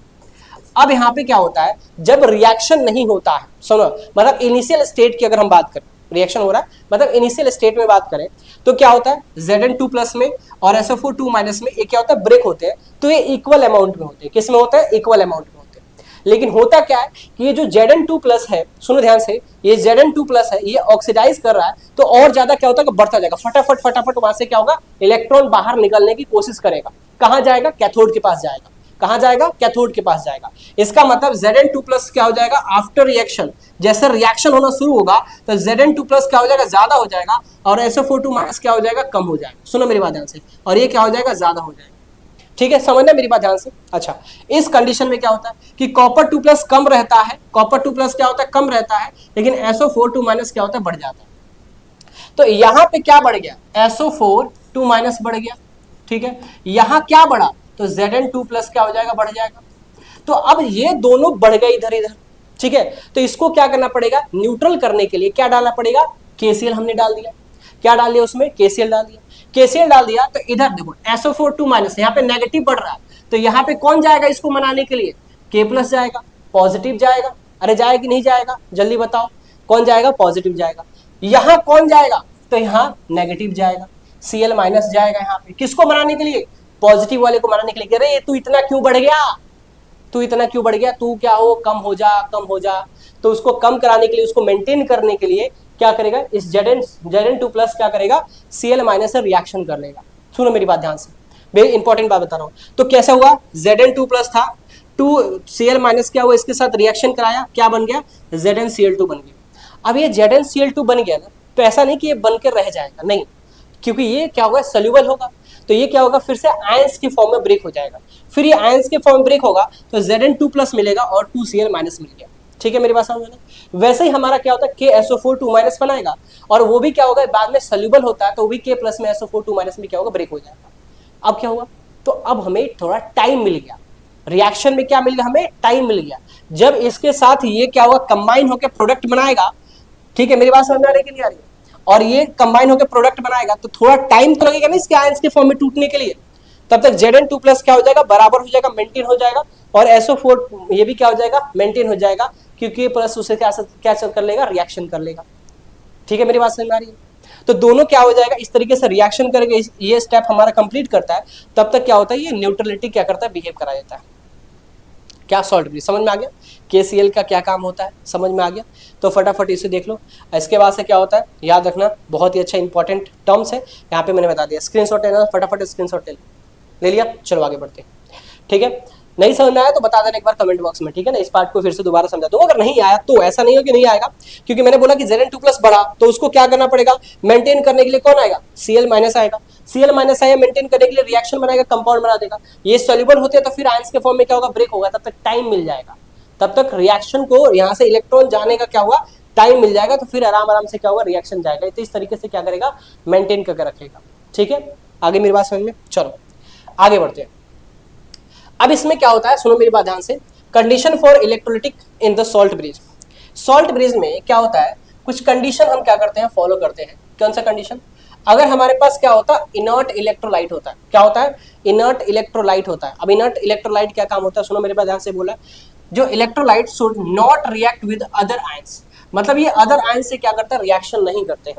जो हमारे इनर्ट इलेक्ट्रोलाइट होते हैं वो अदर आयन से क्या होता है, रिएक्शन नहीं करते हैं। ठीक है, जब नहीं करते तो क्या बोल रहा है, तो बोल रहा है क्या, नहीं करते हैं यहाँ पे other ions present in solution. उस सोल्यूशन में जो आयंस प्रेजेंट है और उसमें इनर्ट इलेक्ट्रोलाइट डाल रहे हो तो उससे कोई रिएक्शन वो नहीं करेगा, क्योंकि वो इनर्ट है, वो रिएक्शन नहीं करना चाहेगा।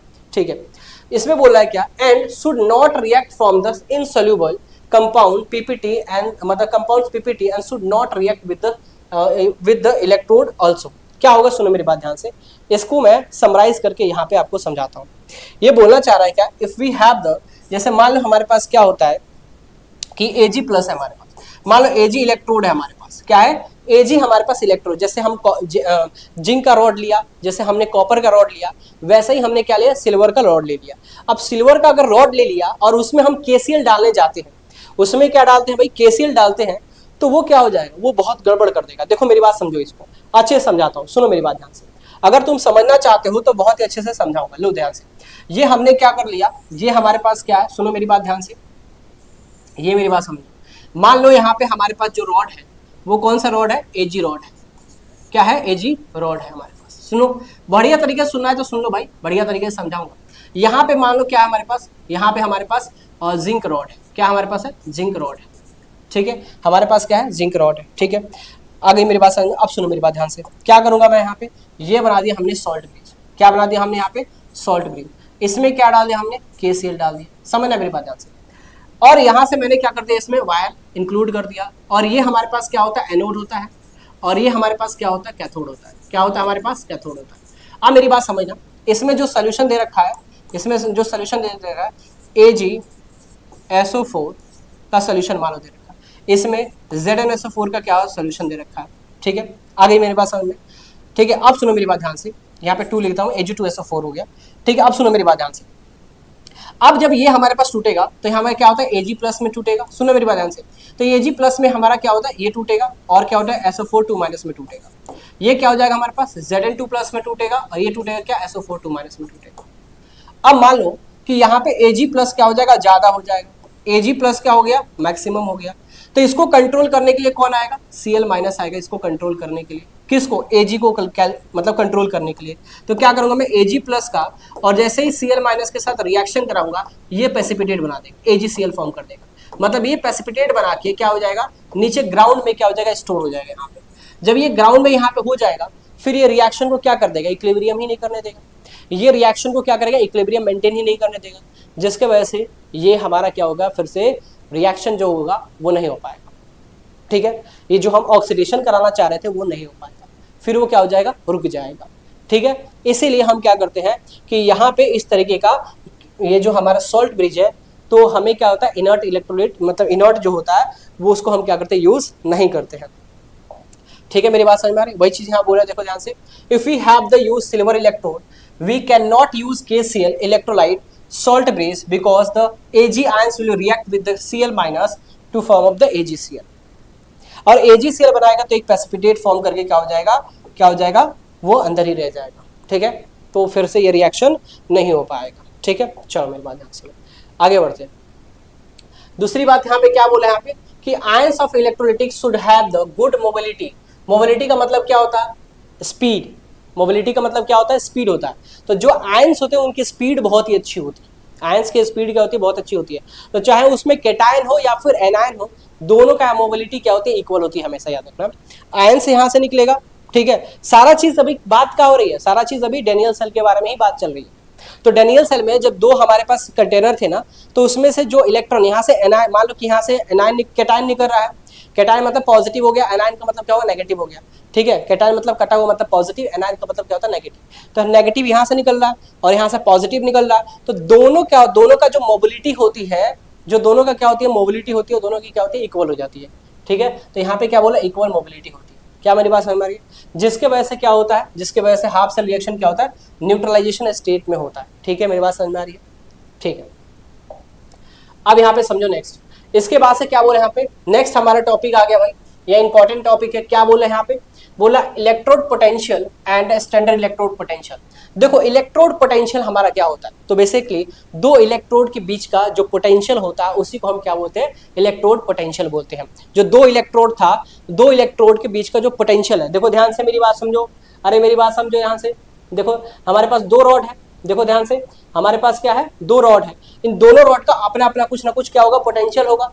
दोनों रॉड का अपना अपना क्या होगा, कुछ ना कुछ पोटेंशियल होगा। जब पोटेंशियल है तो उसके बीच का जो डिफरेंस होती है, उनके बीच का जो डिफरेंस होती है, पोटेंशियल डिफरेंस होती है, मतलब उनके बीच का जो पोटेंशियल डिफरेंस होती है उसी को क्या बोलते हैं, पोटेंशियल डिफरेंस बोलते हैं। मतलब उनके बीच का डिफरेंस को ही क्या बोलते हैं, पोटेंशियल डिफरेंस बोलते हैं। क्या मेरी बात समझ में? दो इलेक्ट्रोड के बीच का डिफरेंस को क्या बोलते हैं, पोटेंशियल डिफरेंस बोलते हैं। जैसे यहाँ पे लिखा हुआ है बहुत अच्छे से, potential difference between the two electrode of the galvanic cell. Galvanic cell में दो इलेक्ट्रोड के बीच का जो पोटेंशियल डिफरेंस होता है उसी को क्या बोलते हैं, इलेक्ट्रोड पोटेंशियल बोलते हैं। इलेक्ट्रोड पोटेंशियल को हम ई सेल से क्या करते हैं, रिप्रेजेंट करते हैं। किससे रिप्रेजेंट करते हैं, ई सेल से क्या करते हैं, हम रिप्रेजेंट करते हैं। और स्टैंडर्ड इलेक्ट्रोड पोटेंशियल को हम ई नॉट सेल से क्या करते हैं, रिप्रेजेंट करते हैं। ई नॉट सेल किसको रिप्रेजेंट करते हैं, standard electrode potential. Standard electrode potential को किससे रिप्रेजेंट करते हैं, ई नॉट सेल से रिप्रेजेंट करते हैं। और हमारे पास ई सेल को किससे रिप्रेजेंट करते हैं, इलेक्ट्रोड पोटेंशियल से क्या करते हैं, रिप्रेजेंट करते हैं। क्या मेरी बात समझ में आ रही है? फटाफट एक बार देखो, तब तक पानी थोड़ा सा पी लूं।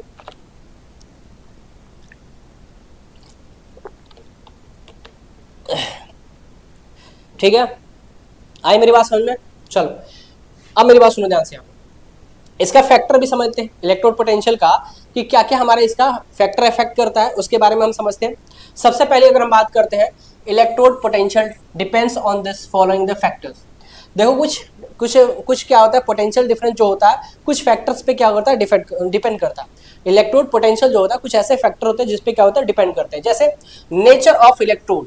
नेचर ऑफ इलेक्ट्रोड का मतलब क्या, देखो जैसे हमारे पास डिफरेंट टाइप ऑफ इलेक्ट्रोड होते हैं, जैसे जिंक इलेक्ट्रोड हो गया, कॉपर इलेक्ट्रोड हो गया, एजी इलेक्ट्रोड हो गया, सिल्वर इलेक्ट्रोड हो गया हमारे पास, ठीक है। तो डिफरेंट टाइप ऑफ इलेक्ट्रोड आते हैं। जब डिफरेंट टाइप ऑफ इलेक्ट्रोड आते हैं तो उसका रिडक्शन करने का पोटेंशियल, रिडक्शन करने का और गेन करने का, दोनों का पोटेंशियल क्या होता है, अलग अलग होता है। कहने के मतलब है इलेक्ट्रॉन को लूज करना और इलेक्ट्रॉन को गेन करना, दोनों का क्या होता है, उनकी जो टेंडेंसी होती है वो क्या होती है, डिफरेंट डिफरेंस होती है। तो वही बात बोले यहाँ पे कि डिफरेंट मेटल, अगर डिफरेंट मेटल आप लेके आते हो तो हैव डिफरेंट क्या होता है, tendency to loss of electron और गेन ऑफ इलेक्ट्रॉन। मतलब गेन करने की टेंडेंसी और लॉस करने की टेंडेंसी दोनों में क्या होती है, डिफरेंट डिफरेंस होती है, ठीक है। जाहिर सी बात है, जैसे एग्जाम्पल की बात करें, अगर जिंक लेके आते हो तो लॉस ऑफ इलेक्ट्रॉन करता है, लॉस ऑफ क्या करता है, इलेक्ट्रॉन करता है इजिली। और कॉपर लेके आते हो तो गेन करता है, इजिली गेन कर देता है, ठीक है। मेरी बात समझ में आ रही है? इसीलिए बोला कि so each electrode has different electrode potential. इसीलिए हर इलेक्ट्रोड का अलग अलग क्या होता है, पोटेंशियल भी होता है। इसीलिए पोटेंशियल डिफरेंस भी हमें क्या होता है, इलेक्ट्रोड पोटेंशियल डिफरेंस में हम क्या करते हैं, कैलकुलेट करते हैं, निकालते हैं, ठीक है। यहां तक मेरी बात समझ में आ गई?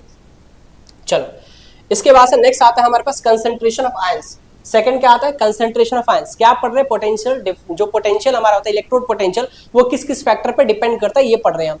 पहला हमारा किस फैक्टर पे डिपेंड किया था, फटाफट बताओ। पहला हमारा नेचर ऑफ इलेक्ट्रोड पे डिपेंड किया था, मतलब कि अगर हमारा electrode different different type of electrode, मतलब उस इलेक्ट्रोड पे मेटल डिफरेंट डिफरेंट है। अगर डिफरेंट डिफरेंट मेटल है तो उसकी टेंडेंसी क्या होती है, अलग अलग होती है। जैसे जिंक का टेंडेंसी क्या होता है, लॉस ऑफ इलेक्ट्रॉन करना, इलेक्ट्रॉन को लूज करना, उसका टेंडेंसी होती है। और कॉपर का टेंडेंसी क्या होती है, गेन ऑफ इलेक्ट्रॉन। बात समझ में आ रही है? इसीलिए अगर हमारे पास अगर कोई ईच इलेक्ट्रोड होता है, मतलब अलग अलग इलेक्ट्रोड होता है, तो उसका पोटेंशियल डिफरेंस भी क्या होता है, अलग अलग होता है। मतलब इलेक्ट्रोड पोटेंशियल क्या होता है, अलग अलग होता है। कंसंट्रेशन टर्म की बात करें, सेकंड आता है, क्या बोला कि electrode potential change with ions concentration. अगर हम क्या करते हैं आयन चेंज करते हैं तो इलेक्ट्रोड पोटेंशियल भी क्या होता है चेंज होता है। देखो ध्यान से, अगर हमारा इंक्रीज कर देते हैं कंसंट्रेशन, कंसंट्रेशन को बढ़ा देते हैं हम, जो हमारा मान लो कॉपर सल्फेट है उसको हम बढ़ा दिए, अगर कॉपर सल्फेट को बढ़ा देते हैं तो इसका इलेक्ट्रोड पोटेंशियल भी क्या होता है चेंज हो जाता है। ठीक है, इलेक्ट्रोड पोटेंशियल क्या होगा चेंज हो जाएगा। अगर डिक्रीज करते हैं कंसंट्रेशन तो पोटेंशियल भी क्या हो जाएगा चेंज हो जाएगा, वो भी क्या हो जाएगा डिक्रीज हो जाएगा। ठीक है, मेरी बात समझ में आ रही है। तो ये काफी ज्यादा क्या है इंपॉर्टेंट है। ठीक है, यहाँ पे ये पोटेंशियल इंक्रीज करेगा, यहाँ पे पोटेंशियल क्या हो जाएगा डिक्रीज करेगा। एग्जांपल में क्या बोला कि जो कॉपर 2+ है, कंसंट्रेशन इंक्रीज करोगे, रिडक्शन ऑफ टेंडेंसी, मतलब कि इसकी टेंडेंसी होगी क्या हुआ कि ये कॉपर क्या करेगा इलेक्ट्रॉन को, मतलब रिडक्शन करने का मतलब क्या करेगा इलेक्ट्रॉन को लूज कर देगा। ठीक है, ऑक्सीडेशन सॉरी गेन कर देगा, क्या करेगा गेन करेगा। रिडक्शन का मतलब क्या होता है याद रखना, गेन ऑफ इलेक्ट्रॉन, क्या होता है गेन ऑफ इलेक्ट्रॉन, ये इलेक्ट्रॉन को क्या करेगा गेन करेगा। तो हाई कॉपर 2+ कंसंट्रेशन, अगर कॉपर 2+ कंसंट्रेशन ज्यादा है तो इंक्रीज कर देगा रिडक्शन का मतलब कि गेन ऑफ इलेक्ट्रॉन, इलेक्ट्रॉन क्या करेगा और ज्यादा से ज्यादा क्या करेगा गेन करेगा। ठीक है, तीसरी एग्जांपल क्या होती है टेम्परेचर की बात करता है। क्या बोला electrode potential depends on the temperature, change in the temperature, the change in the ions of moment and the reaction rate, therefore the EMF also भी change। जो इलेक्ट्रोड पोटेंशियल होता है वो भी क्या होती है हमारी चेंज हो जाती है। अगर टेम्परेचर बढ़ाते हैं तो इलेक्ट्रोड पोटेंशियल भी क्या होती है हमारी चेंज हो जाती है। ठीक है, चलो इधर आते हैं, स्टैंडर्ड इलेक्ट्रोड पोटेंशियल के बारे में समझते हैं। स्टैंडर्ड इलेक्ट्रोड पोटेंशियल हमारा क्या होता है, देखो स्टैंडर्ड इलेक्ट्रोड पोटेंशियल को हम क्या करते हैं ई नोट से रिप्रेजेंट करते हैं, जैसे मैंने बोला। अब ई नोट से तो हमने रिप्रेजेंट किया तो बात समझ में आ, लेकिन क्या क्या फैक्ट मतलब क्या क्या ऐसा फैक्टर होता है जिसको उसको स्टैंडर्ड इलेक्ट्रोड पोटेंशियल बनाता है। तो सबसे पहला फैक्टर कि जो कंसंट्रेशन हम लेते हैं 1 मोलारिटी लेते हैं, जो प्रेशर होता है हमारा 1 atm प्रेशर लेते हैं, और टेम्परेचर कितना लेते हैं 298 केल्विन टेम्परेचर या फिर 25 डिग्री सेल्सियस लेते हैं। जो इसका यूनिट होता है क्या होता है हमारा वोल्ट होता है। इलेक्ट्रोड पोटेंशियल का यूनिट क्या होता है वोल्ट होता है। रिप्रेजेंट स्टैंडर्ड इलेक्ट्रोड पोटेंशियल को रिप्रेजेंट कैसे करते हैं ई नोट सेल से रिप्रेजेंट करते हैं। पोटेंशियल सेल को रिप्रेजेंट कैसे करते हैं ई सेल से रिप्रेजेंट करते हैं। क्या यहाँ तक मेरी बात समझ में आ गई, जल्दी बताओ जल्दी बताओ, अब मेरी बात समझना। देखो मैं बहुत तेज भाग नहीं रहा हूँ, चीजों को आपको समझा भी रहा हूँ, जल्दी जल्दी मैं भाग नहीं रहा हूँ, सारी चीजों को बहुत ही अच्छे तरीके से समझाया जा रहा हूँ मैं कि इस तरीके से हमारा चीजें होगा। ठीक है, अभी हम सब चीज बहुत ही डिटेल में बात करेंगे। ठीक है, अभी स्टैंडर्ड इलेक्ट्रोड पोटेंशियल हो गया हमने देखा अभी। ठीक है, इसके बाद से अब जो हम पढ़ने वाले हैं नेक्स्ट हमारा आता है भाई सेल नोटेशन। देखो हर एक चीजों को मैंने बारीकी तरीके से इसमें लिखा है। ठीक है, अगर मैं इसको जस्ट लाइक लिख के पढ़ाता तो मुझे लगता है कि और जल्दी खत्म हो सकती थी, जहां तक मुझे ऐसा लग रहा है, क्योंकि और बहुत ज्यादा शॉर्ट हो जाती थी बहुत ज्यादा। ठीक है, अब सुनो ध्यान से, यहाँ पे सेल नोटेशन क्या होता है। सबसे बड़ी बात है कि जो सेल नोटेशन क्या होता है, तो देखो सेल नोटेशन में हमारा क्या होता है कि हम क्या करते हैं कि कोई भी हमारे पास आता है क्या कि जैसे हमारा सेल रिएक्शन आता है, मतलब सेल रिएक्शन हमें दे रखा है। जैसे मान लो हमारे पास ये सेल रिएक्शन, ये देखो ध्यान से, ये हमारे पास सेल रिएक्शन दे रखा है, इस सेल रिएक्शन को हमें सेल नोटेशन में चेंज करना है। पहले सेल नोटेशन क्या है ये समझना चाहते हो, समझो ध्यान से। देखो हमारे पास क्या होता है, सबसे पहले यहाँ पे लिखा होता है मेटल, मेटल के बाद से यहाँ पे हमारा क्या होता है आयंस होता है, फिर यहाँ पे हमारे पास सॉल्ट ब्रिज लग जाता है, फिर हमारे पास क्या होता है आयंस होता है, और फिर हमारे पास क्या होता है मेटल होता है। समझना मेरी बात ध्यान से। इसको क्या बोलते हैं, इस लाइन को फेज बोलते हैं। क्या बोलते हैं यहाँ पे फेज बोलते हैं। इस लाइन को डबल लाइन को क्या बोलते हैं हम सॉल्ट ब्रिज बोलते हैं। क्या बोलते हैं इस पे सॉल्ट ब्रिज बोलते हैं। क्या मेरी बात समझ में आ रही है, इसको क्या बोलते हैं हम सॉल्ट ब्रिज बोलते हैं। तो ये जो सेल नोटेशन है कुछ इस तरीके से लिखा जाता है सेल नोटेशन। ठीक है, अब मेरी बात समझना कि सेल नोटेशन को इस तरीके से किस किस तरीके में लिखा और भी जा सकता है, समझना अभी धीरे धीरे मैं बताऊंगा। पहला पॉइंट हमारे पास है क्या, फर्स्ट पॉइंट है कि cell notation from the cell reaction. Cell notation from the cell reaction, ये आपको जो दिया हुआ सेल रिएक्शन दिया हुआ, ये सेल रिएक्शन दिया हुआ, जैसे हम नेट सेल रिएक्शन लिख रहे थे, हमने नेट सेल रिएक्शन लिखा। जैसे यहाँ पे नेट सेल रिएक्शन क्या दे रखा है, यहाँ पे देखो Zn दे रखा है और क्या है कॉपर 2+ दे रखा है, और यहाँ से क्या मिला हमें कॉपर प्लस का क्या हुआ Zn2+ मिला। इसको हम बोलते हैं सेल रिएक्शन। क्या बोलते हैं यहाँ पे सेल रिएक्शन बोलते हैं। ये हमने क्या लिख दिया सेल रिएक्शन लिख दिया। अब मेरी बात समझना ध्यान से, अगर मैंने ये सेल रिएक्शन लिख दिया तो इसमें हम क्या करेंगे, सुनो ध्यान से। अगर मुझे अब किस में लिखना है सेल नोटेशन में, क्या लिखना है सेल नोटेशन में लिखना है, तो कैसे लिखेंगे देखो सुनो मेरी बात ध्यान से। इंपॉर्टेंट बात बता रहा हूं मैं, अगर ये तुम्हें लिखना नहीं आता है तो फिर आपसे क्वेश्चन नहीं बनेगा। अगर ये आप नहीं लिख पाओगे तो क्वेश्चन नहीं बनेगा। ठीक है, आगे मेरी बात समझ में। देखो सबसे पहली बात है कि ये हमारे पास क्या होता है लेफ्ट हैंड साइड, और ये क्या होता है हमारे पास राइट हैंड साइड होता है। ठीक है, लिखने का तरीका बहुत ही अच्छा तरीके से बता रहा हूँ, ये तुम्हें याद होना चाहिए। सेल नोटेशन का ये फॉर्मेट तुम्हें याद होना चाहिए, सेल नोटेशन का ये फॉर्मेट आपको याद होना चाहिए। पहले क्या होता है मेटल, दूसरा क्या होता है आयंस, फिर क्या आता है आयंस, फिर क्या आता है मेटल। तो करें यहाँ पे, तो सबसे पहले आएगा मेटल। तो मेटल कौन सा हमारे पास है, जिंक। सुनना मेरी बात ध्यान से, यहाँ पे एक फेज लाइन ड्रॉ कर देना। इसके बाद से क्या होता है आयंस। ये जो आयन आपको दिख रहा है ये किसका है, ये प्रोडक्ट का है। किसका है, प्रोडक्ट का है, याद रखना। मैं लिख भी देता हूं मैं, ये हमारे पास रिएक्टेंट का होगा, फिर ये प्रोडक्ट का होगा। ठीक है, मेरी बात समझ में आ रही, ये रिएक्टेंट, ये क्या होगा, प्रोडक्ट हो जाएगा। ठीक है, फिर यहाँ पे ये क्या हो जाएगा हमारे पास, रिएक्टेंट, और ये क्या हो जाएगा हमारे पास, प्रोडक्ट हो जाएगा। ठीक है, समझना मेरी बात ध्यान से, अच्छे तरीके से तुम्हें समझाऊंगा। ठीक है ना, यहाँ पे देखो, अगर इसको समझना और अच्छे तरीके से, तो यहाँ पे क्या करना, एक आदमी को मैंने खड़ा कर दिया, ये लेफ्ट हो जाएगा, ये राइट हो जाएगा, ये लेफ्ट हो जाएगा, ये क्या हो जाएगा, राइट हो जाएगा। ठीक है, मेरी बात समझ में आ रहा है, जल्दी बताओ। सेल नोटेशन का बहुत ही अच्छा टर्म बता रहा हूं, पहले मेटल आता है, फिर इसके बाद से आयन आता है, फिर सॉल्ट ब्रिज आता है, फिर आयन आता है, फिर क्या आता है, मेटल आता है। तो अगर मुझे सेल रिएक्शन दिया हुआ है तो उस सेल रिएक्शन को सेल नोटेशन में हम कैसे लिखेंगे, तो ये वाला प्रक्रिया पता होना चाहिए। आप यहाँ पे एक आदमी को खड़ा कर दो, यहाँ आता है लेफ्ट, फिर आता है राइट, फिर आएगा लेफ्ट, फिर आएगा क्या, राइट आएगा। अब मेरी बात सुनो ध्यान से, लेफ्ट में क्या हुआ हमारे पास, लेफ्ट में मेटल कौन सा है, ये हमारे पास है, ये लेफ्ट है। अच्छा, इसके बाद हम फेज ड्रॉ कर दिए, फिर क्या आता है हमारे पास, राइट। राइट में क्या आता है, आयंस। तो राइट किसका हमारा आयंस, राइट किसका, इधर प्रोडक्ट का। तो ये हम आयंस लिख देंगे क्या यहाँ पे, Zn2+। ठीक है, इसके बाद से सॉल्ट ब्रिज ड्रॉ कर देंगे, क्या करेंगे यहाँ पे, सॉल्ट ब्रिज लगाएंगे यहाँ पे। ठीक है, अब सॉल्ट ब्रिज लगा दिए, फिर क्या होगा, आयंस। आयंस किसका, लेफ्ट हैंड साइड का, देखो यहाँ पे लिखा हुआ है लेफ्ट हैंड साइड का, या फिर रिएक्टेंट भी लिखा है हमने। तो लेफ्ट हैंड साइड का आयंस क्या है, Copper2+ का, तो यहाँ पे Copper2+ लिखेंगे। ठीक है, फिर क्या करेंगे, यहाँ पे फेज ड्रॉ कर देंगे। अब देखो ध्यान से, फिर क्या है, मेटल किसका, राइट हैंड साइड का। तो मेटल राइट हैंड साइड का क्या है, कॉपर है, तो यहाँ पे लगा देंगे कॉपर। ठीक है, मेरी बात समझ में आ रही है, जल्दी बताओ क्या मेरी बात समझ में आ रही है। अब सुनो मेरी बात ध्यान से, इंपॉर्टेंट बात, ये जो होता है हमारे पास, ये पॉइंट होता है, इसको बोलते हैं हम ऑक्सीडेशन। क्या बोलते हैं इसको हम, ऑक्सीडेशन। इसको हम क्या बोलते हैं भाई, रिडक्शन बोलते हैं। इसको क्या बोलते हैं हम, रिडक्शन। कैसे बोला सर आपने इसको ऑक्सीडेशन, कैसे बोला आपने सर इसका रिडक्शन। तो देखो ध्यान से, एक इंपॉर्टेंट खेला बताऊंगा यहाँ पे। जब मैंने क्या हुआ कि हमारे पास क्या था, हमारे पास क्या था, सेल रिएक्शन था, तो इस सेल रिएक्शन से सेल नोटेशन में हमने कन्वर्ट किया। तो पहले मैं आपको कन्वर्ट करना सिखा रहा हूं मैं, ठीक है, बात समझ में आ रही है। पहले हमने क्या हुआ, सेल नोटेशन में कैसे कन्वर्ट करना है पहले सिखा रहा हूं। पहले इसको मेरे को सिखा लेने दो, फिर इसके बाद से ऑक्सीडेशन और रिडक्शन आपको बताता हूं। लेकिन पहले मैंने यहाँ पे लिख दिया, फिर से आपको सिखाता हूँ। यहाँ पे देखो, यहाँ पे हमारे पास क्वेश्चन है, और हमें क्या करना है भाई, हमें यहाँ पे फिर से क्या लिखना है, सेल नोटेशन लिखना। क्या लिखना है यहाँ पे, सेल नोटेशन लिखना है। कैसे लिखेंगे सेल नोटेशन, देखो मेरी बात ध्यान से, देखो फिर से मैं समझो ध्यान से, मैं जो बोलूंगा उसको ध्यान से आपको समझना। इसको बोलते हैं, ये लेफ्ट हैंड साइड है, ठीक है, ये क्या होता है हमारे पास, राइट हैंड साइड होता है। ठीक है, अब सुनो मेरी बात ध्यान से, मैंने यहाँ पे एक सबसे इंपॉर्टेंट फॉर्मूला लिख दिया हमने, कि अगर हमारे पास क्या होता है, सेल रिएक्शन दे रखा है, सेल नोटेशन लिखना है, तो सेल नोटेशन का ये फॉर्मूला हमारे पास। पहला क्या होगा, मेटल किसका, लेफ्ट हैंड साइड का। तो लेफ्ट हैंड साइड में मेटल कौन सा है, ये है, तो इसको हमने यहाँ पे लिखा कॉपर लिख दिया, सॉल्ट ब्रिज डाल, मतलब फेज डाल दिया। फिर क्या लिखेंगे हम, आयंस। आयंस में किसका लिखेंगे, प्रोडक्ट का लिखेंगे। देखो यहाँ पे ध्यान से, मेटल किसका लिखेंगे, रिएक्टेंट का। अच्छा, मेटल आयन समझ में आता है क्या, जिस पे चार्ज होता है वो आयंस होता है, जिस पे चार्ज नहीं वो मेटल बोल देते हैं उसको। ठीक है, तो यहाँ पे देखो ध्यान से, तो यहाँ पे हमारा आयंस है किस में, प्रोडक्ट में है। प्रोडक्ट में आयंस क्या है, Copper2+ का, तो Copper2+ लेंगे। फिर सॉल्ट ब्रिज यू डालेंगे यहाँ। फिर क्या आता है हमारे पास, आयंस आता है कहाँ, लेफ्ट हैंड साइड का, तो लेफ्ट हैंड साइड यहाँ पे है, तो लेफ्ट हैंड साइड का आयंस हम यहाँ पे लिख देंगे। ठीक है, फिर क्या आता है हमारे पास, राइट हैंड साइड का मेटल, तो राइट हैंड साइड का मेटल क्या है, Ag है, तो यहाँ पे Ag लिख देंगे। तो ये इस तरीके से सेल नोटेशन क्या करते हैं, हम लिखते हैं। क्या आपको मेरी बात समझ में आ गई कि कैसे सेल नोटेशन हम लिखते हैं। ठीक है, आओ मेरी बात और चीजें समझाता हूँ, सुनो ध्यान से।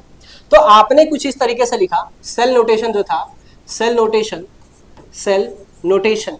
देखो मैंने बोला था ना कि ये बहुत बड़ा चीज बन सकता है, तो वीडियो भी अच्छी खासी बन जाएगी भाई तुम्हारी। देखो ध्यान से, यहाँ पे अगर मैं यहाँ पे लिखूं तो क्या था, यहाँ पे ये थोड़ा सा अच्छे से नहीं चल रहा, इसके लिए थोड़ा सा अच्छा चीज लेना पड़ेगा। तो ये हमारे पास, अरे ये तो और खत्म है, चलो ये तो अच्छा चल जाना चाहिए। सुनो अब मेरी बात सुनो ध्यान से, यहाँ पे हमारे पास Z है, और क्या है, Zn2+ है। सुना मेरी बात ध्यान से, सॉल्ट ब्रिज है, यहाँ पे क्या था, Copper2+ का था, और क्या था हमारे पास, कॉपर था। ये हमारे पास क्या है, सेल नोटेशन है। अच्छे तरीके से हमने यहाँ पे लिख दिया। कोई दिक्कत परेशानी हो तो जल्दी बता दो मेरे, कोई दिक्कत परेशानी हो तो आप बता सकते हो मुझे। देखो बहुत धैर्य से ये चैप्टर को पढ़ना पड़ेगा, ठीक है, इजी चैप्टर है, डिफिकल्ट चैप्टर नहीं, इससे क्वेश्चन बहुत इजी आता है। अब ये सेल नोटेशन है, और जैसे मैंने बोला कि ये जो हमारा होता है, ये क्या होता है, ऑक्सीडेशन होता है। ये क्या होता है, इसमें ऑक्सीडेशन होता है। ठीक है, मेरी बात समझना ध्यान से। और ये क्या होता है, यहाँ पे रिडक्शन होता है, रिडक्शन होता है। तो मैंने ये बात बोला अच्छे तरीके से, सुनो ध्यान से, इंपॉर्टेंट। अगर ये कर लिया तो बहुत ही अच्छी बात है। ऑक्सीडेशन, जब भी आप ये देखोगे, जब भी आप ये देखोगे कि पहला मेटल आया, पहला मेटल आया और फिर इसके बाद से क्या आया भैया, आयंस आता है, तो उसे हम क्या बोलते हैं, ऑक्सीडेशन बोलते हैं। उसे क्या बोलते हैं, ऑक्सीडेशन बोलते हैं। पहला मेटल आएगा, फिर बाद में अगर आयंस आता है तो उसको हम क्या बोलेंगे, ऑक्सीडेशन बोलेंगे। ठीक है, जैसे जैसे एग्जांपल में, जैसे मान लो हमारे पास इलेक्ट्रोड पोटेंशियल यहाँ पे, ये हमारे पास m है, m इज द मेटल, और यहाँ पे m प्लस का m की पावर प्लस है। तो ये ऐसा अगर देखने को तुम्हें मिलेगा, इसका मतलब समझ लेना कि जो इलेक्ट्रोड पोटेंशियल है वो क्या शो कर रहा है, वो ऑक्सीडेशन शो कर रहा है। क्या शो कर रहा है, ऑक्सीडेशन शो कर रहा है। ठीक है, दूसरी पॉइंट पे आ जाते हैं, दूसरा पॉइंट पे आते हैं। अगर हमारे पास बात करते हैं रिडक्शन की, अगर हमारे पास क्या बात करते हैं भैया, रिडक्शन की बात करते हैं, तो मैंने हमेशा से बोला कि पहले आयंस आना चाहिए, पहले आयंस आना चाहिए, फिर अगर मेटल आता है। तो जैसे एग्जांपल से मैंने समझाया कि जो हमारा इलेक्ट्रोड पोटेंशियल है, अगर इस पे मेटल पे प्लस आ गया और फिर यहाँ पे मेटल आ गया, अगर ये इस तरीके की कंडीशन अगर आ रहा है तो इसको हम क्या बोलते हैं, रिडक्शन बोलते हैं। क्या बोलते हैं, इसको हम रिडक्शन बोलते हैं। तो रिडक्शन पहचानने का तरीका, पहले आयंस आएगा फिर मेटल आएगा। ऑक्सीडेशन पहचानने का तरीका, पहले मेटल आएगा फिर क्या आएगा, आयन आएगा। बस अभी दिमाग में रखना कहाँ पे यूज होगा, मैं आपको धैर्य रखो, बताऊंगा।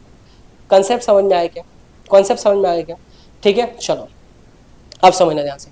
एक ये ऐसा क्यों हुआ, इसका रीजन भी बताता हूँ, सुनो मेरी बात ध्यान से।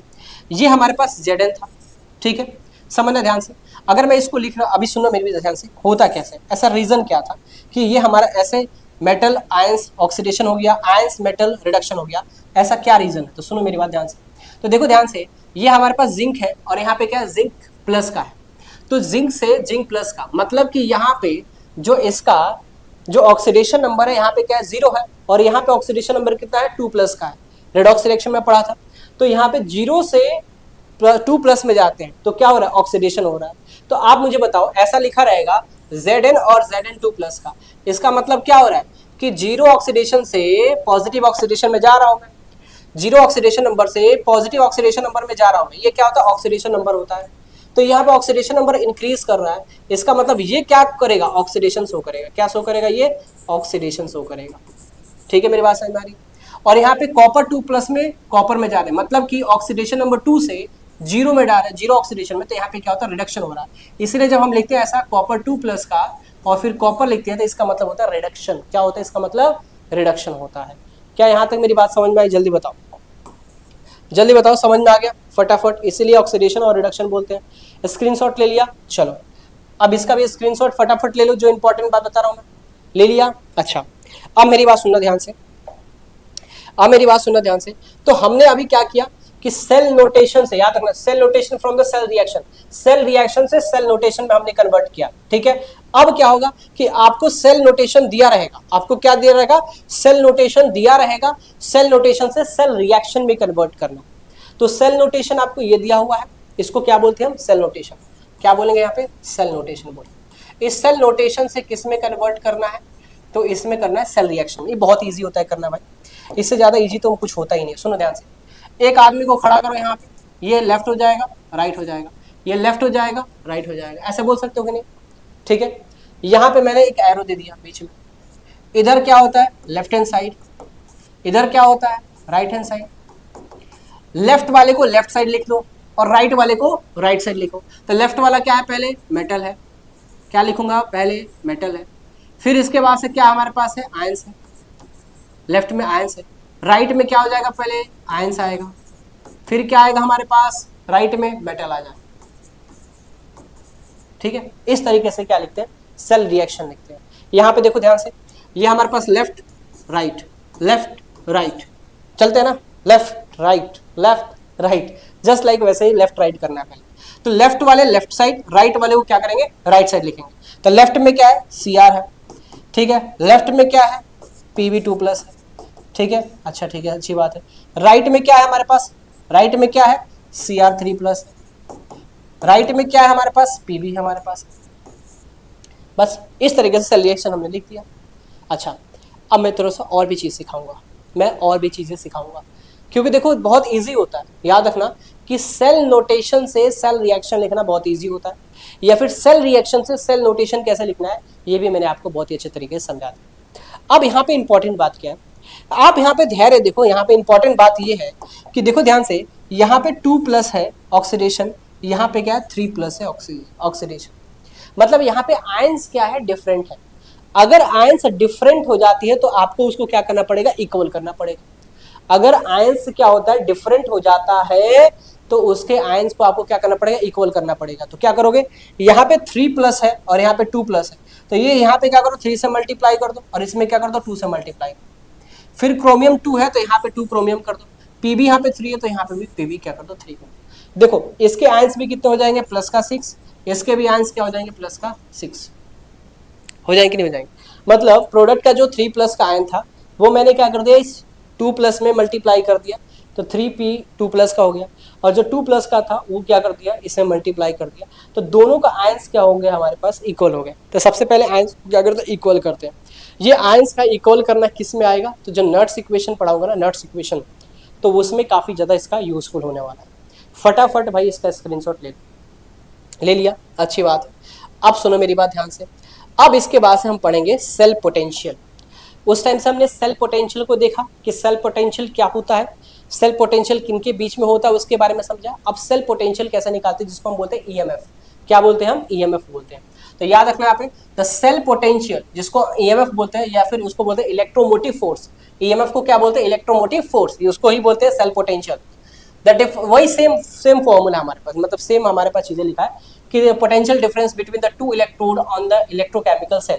ज़्यादा तो मैं वहीं पे फॉर्मूला लिख सकता था, और ये लाजमी है भाई, लिखना चाहिए था वहाँ पे, लेकिन मैंने लिखा नहीं। कोई बात नहीं, 2 बार यहाँ पे लिख दिया मैंने, तो इसके लिए अनसॉरी, यहीं पे लिख देता हूँ मैं।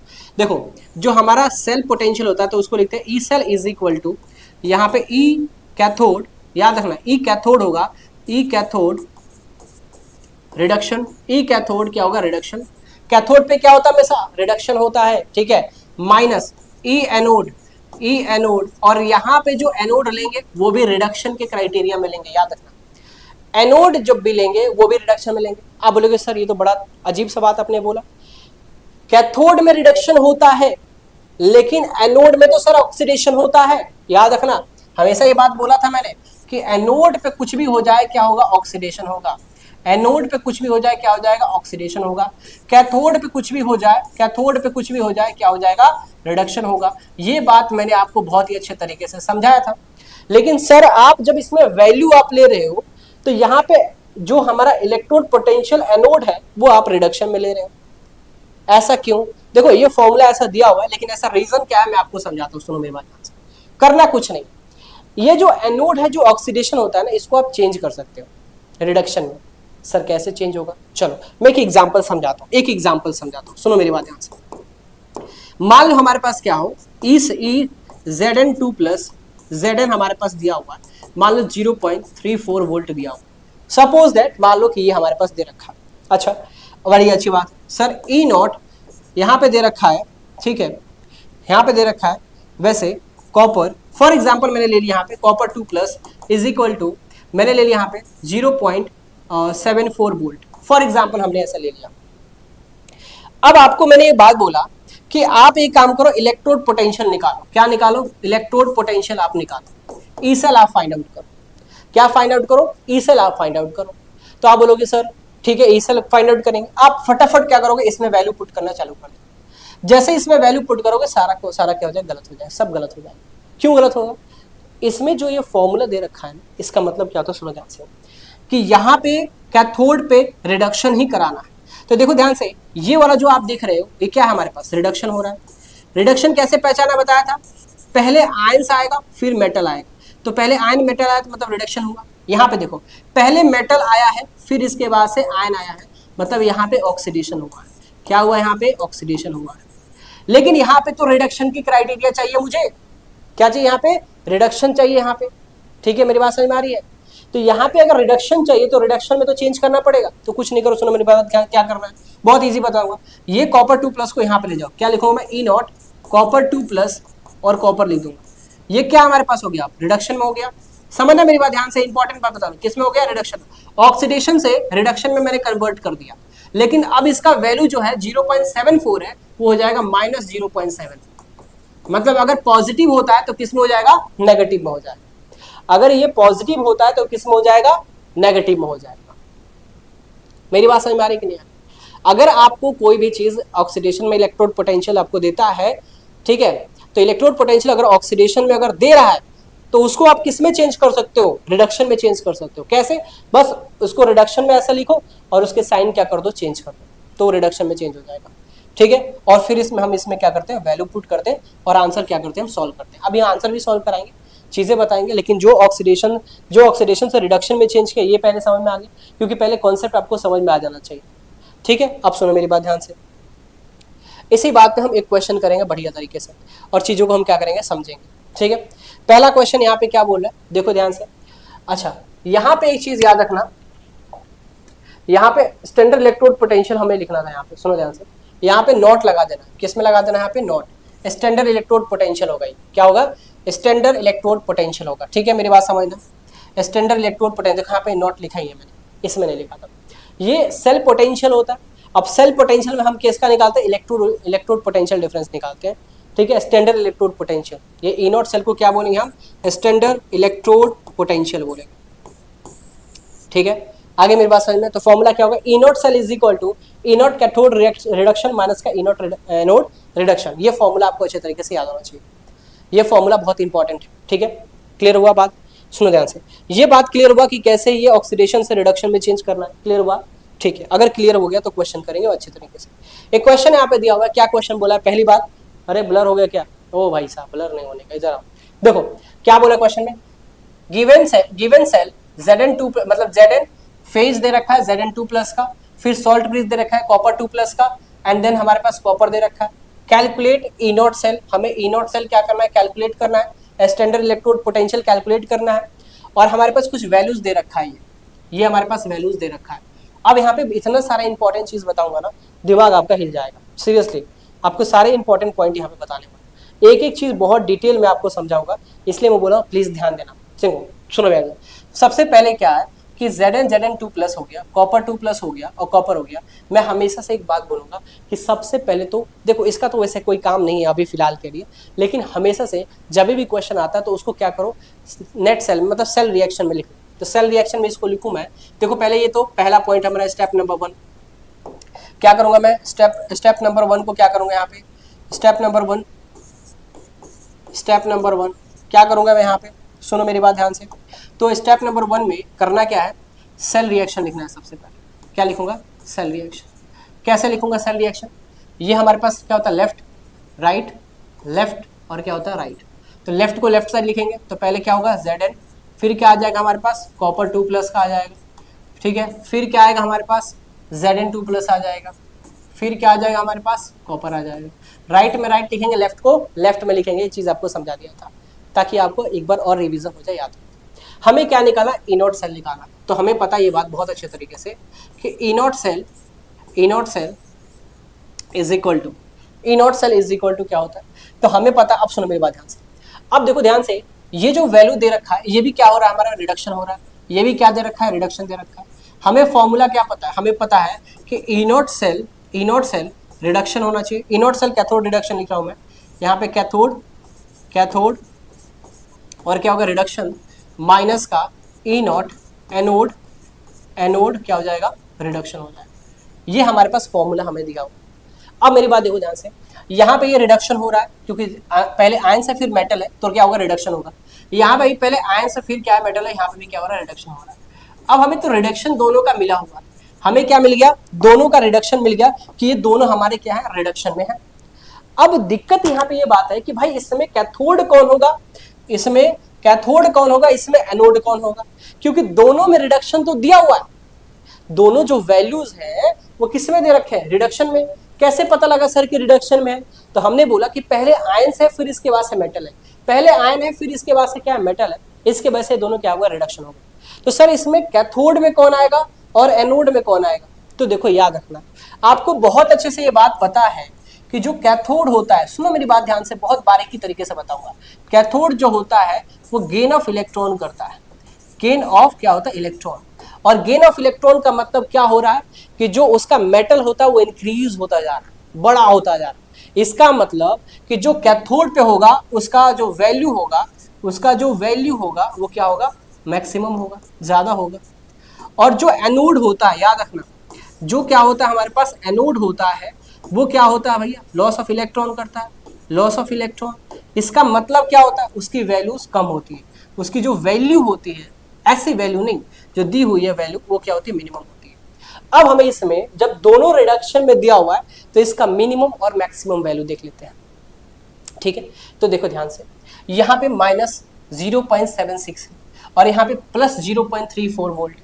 तो मुझे बताओ कि इन दोनों में सबसे ज्यादा इलेक्ट्रिक पोटेंशियल किसका ज्यादा है, इलेक्ट्रोड पोटेंशियल सबसे ज्यादा किसका है। तो आप बोलोगे सर कॉपर 2+ का, कॉपर का। इसका मतलब ये कैथोड भी होगा, ये किस में आएगा, कैथोड में आएगा।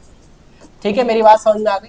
और ये किस में आएगा सर, एनोड में आएगा। किस में आएगा सर, एनोड में आएगा।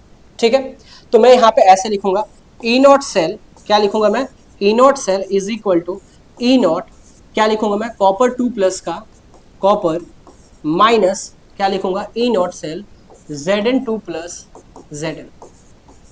ठीक है, हमेशा मैक्सिमम वैल्यू को क्या करते हैं देखते हैं। अब देखो ध्यान से, अब क्या हुआ, ये आपको दे रखा है कितना, 0.34 वोल्ट माइनस का, Zn2+ कितना दे रखा है, -0.76 वोल्ट। इसको आप ऐड करो तो 0.34 और प्लस का क्या होगा 0.76, कितना आ जाएगा, 6 4 10, 7 3 10, 1 11, मतलब 1 वोल्ट आ जाएगा। ये आपका ई नॉट सेल का आंसर हो जाएगा, ये हमारा ई नॉट सेल का क्या हो जाएगा, आंसर हो जाएगा। ठीक है, 6 4 10, 1 11, 1.1 होगा, सॉरी क्या हो जाएगा यहाँ पे 1.1 वोल्ट हो जाएगा। ठीक है, मेरी बात समझ में आ रही है। तो ये हमारा इस तरीके से स्टैंडर्ड इलेक्ट्रोड पोटेंशियल क्या करते हैं, हम निकालते हैं। क्लियर बात समझ में आ रही है। तो हर चीज को मैंने डिटेल में बताया, क्वेश्चन कैसे करना उसका इंपॉर्टेंट है, वो हर चीज मैंने डिटेल में आपको बताया। ठीक है, कुछ थ्योरी था जिसको मैंने बोला था कि भाई इसको आपको पढ़ लेना। ठीक है, लेकिन क्या ये मेरी बात आपको समझ में आई, ये जो बात बोला ना, ये काफी ज्यादा इंपॉर्टेंट बात है। इसका फटाफट स्क्रीनशॉट ले लो भाई, फटाफट इसका स्क्रीनशॉट ले लो। देखो ये अगर बात आपको समझ में आई तो क्वेश्चन बड़ा इजी हो जाएगा करना। ठीक है, मैंने एक और बात बताया, मैंने बात बताया कि अगर हमारा क्या हो जाए, याद रखना, आप सुनो मेरी बात ध्यान से। यहाँ पे मैंने जो बताया यहाँ पे ये बहुत इंपॉर्टेंट है।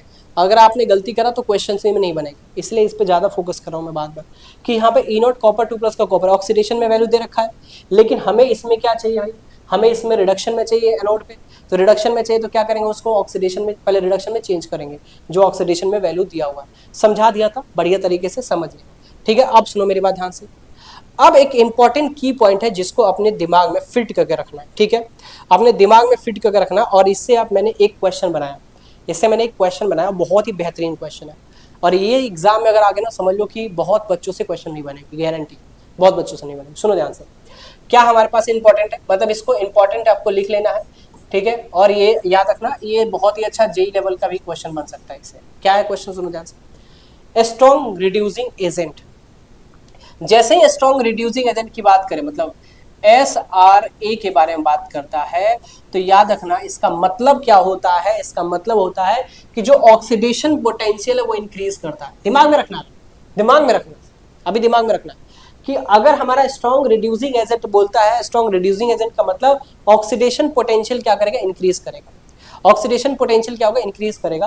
और स्टैंडर्ड रिडक्शन पोटेंशियल क्या करेगा, डिक्रीज करेगा।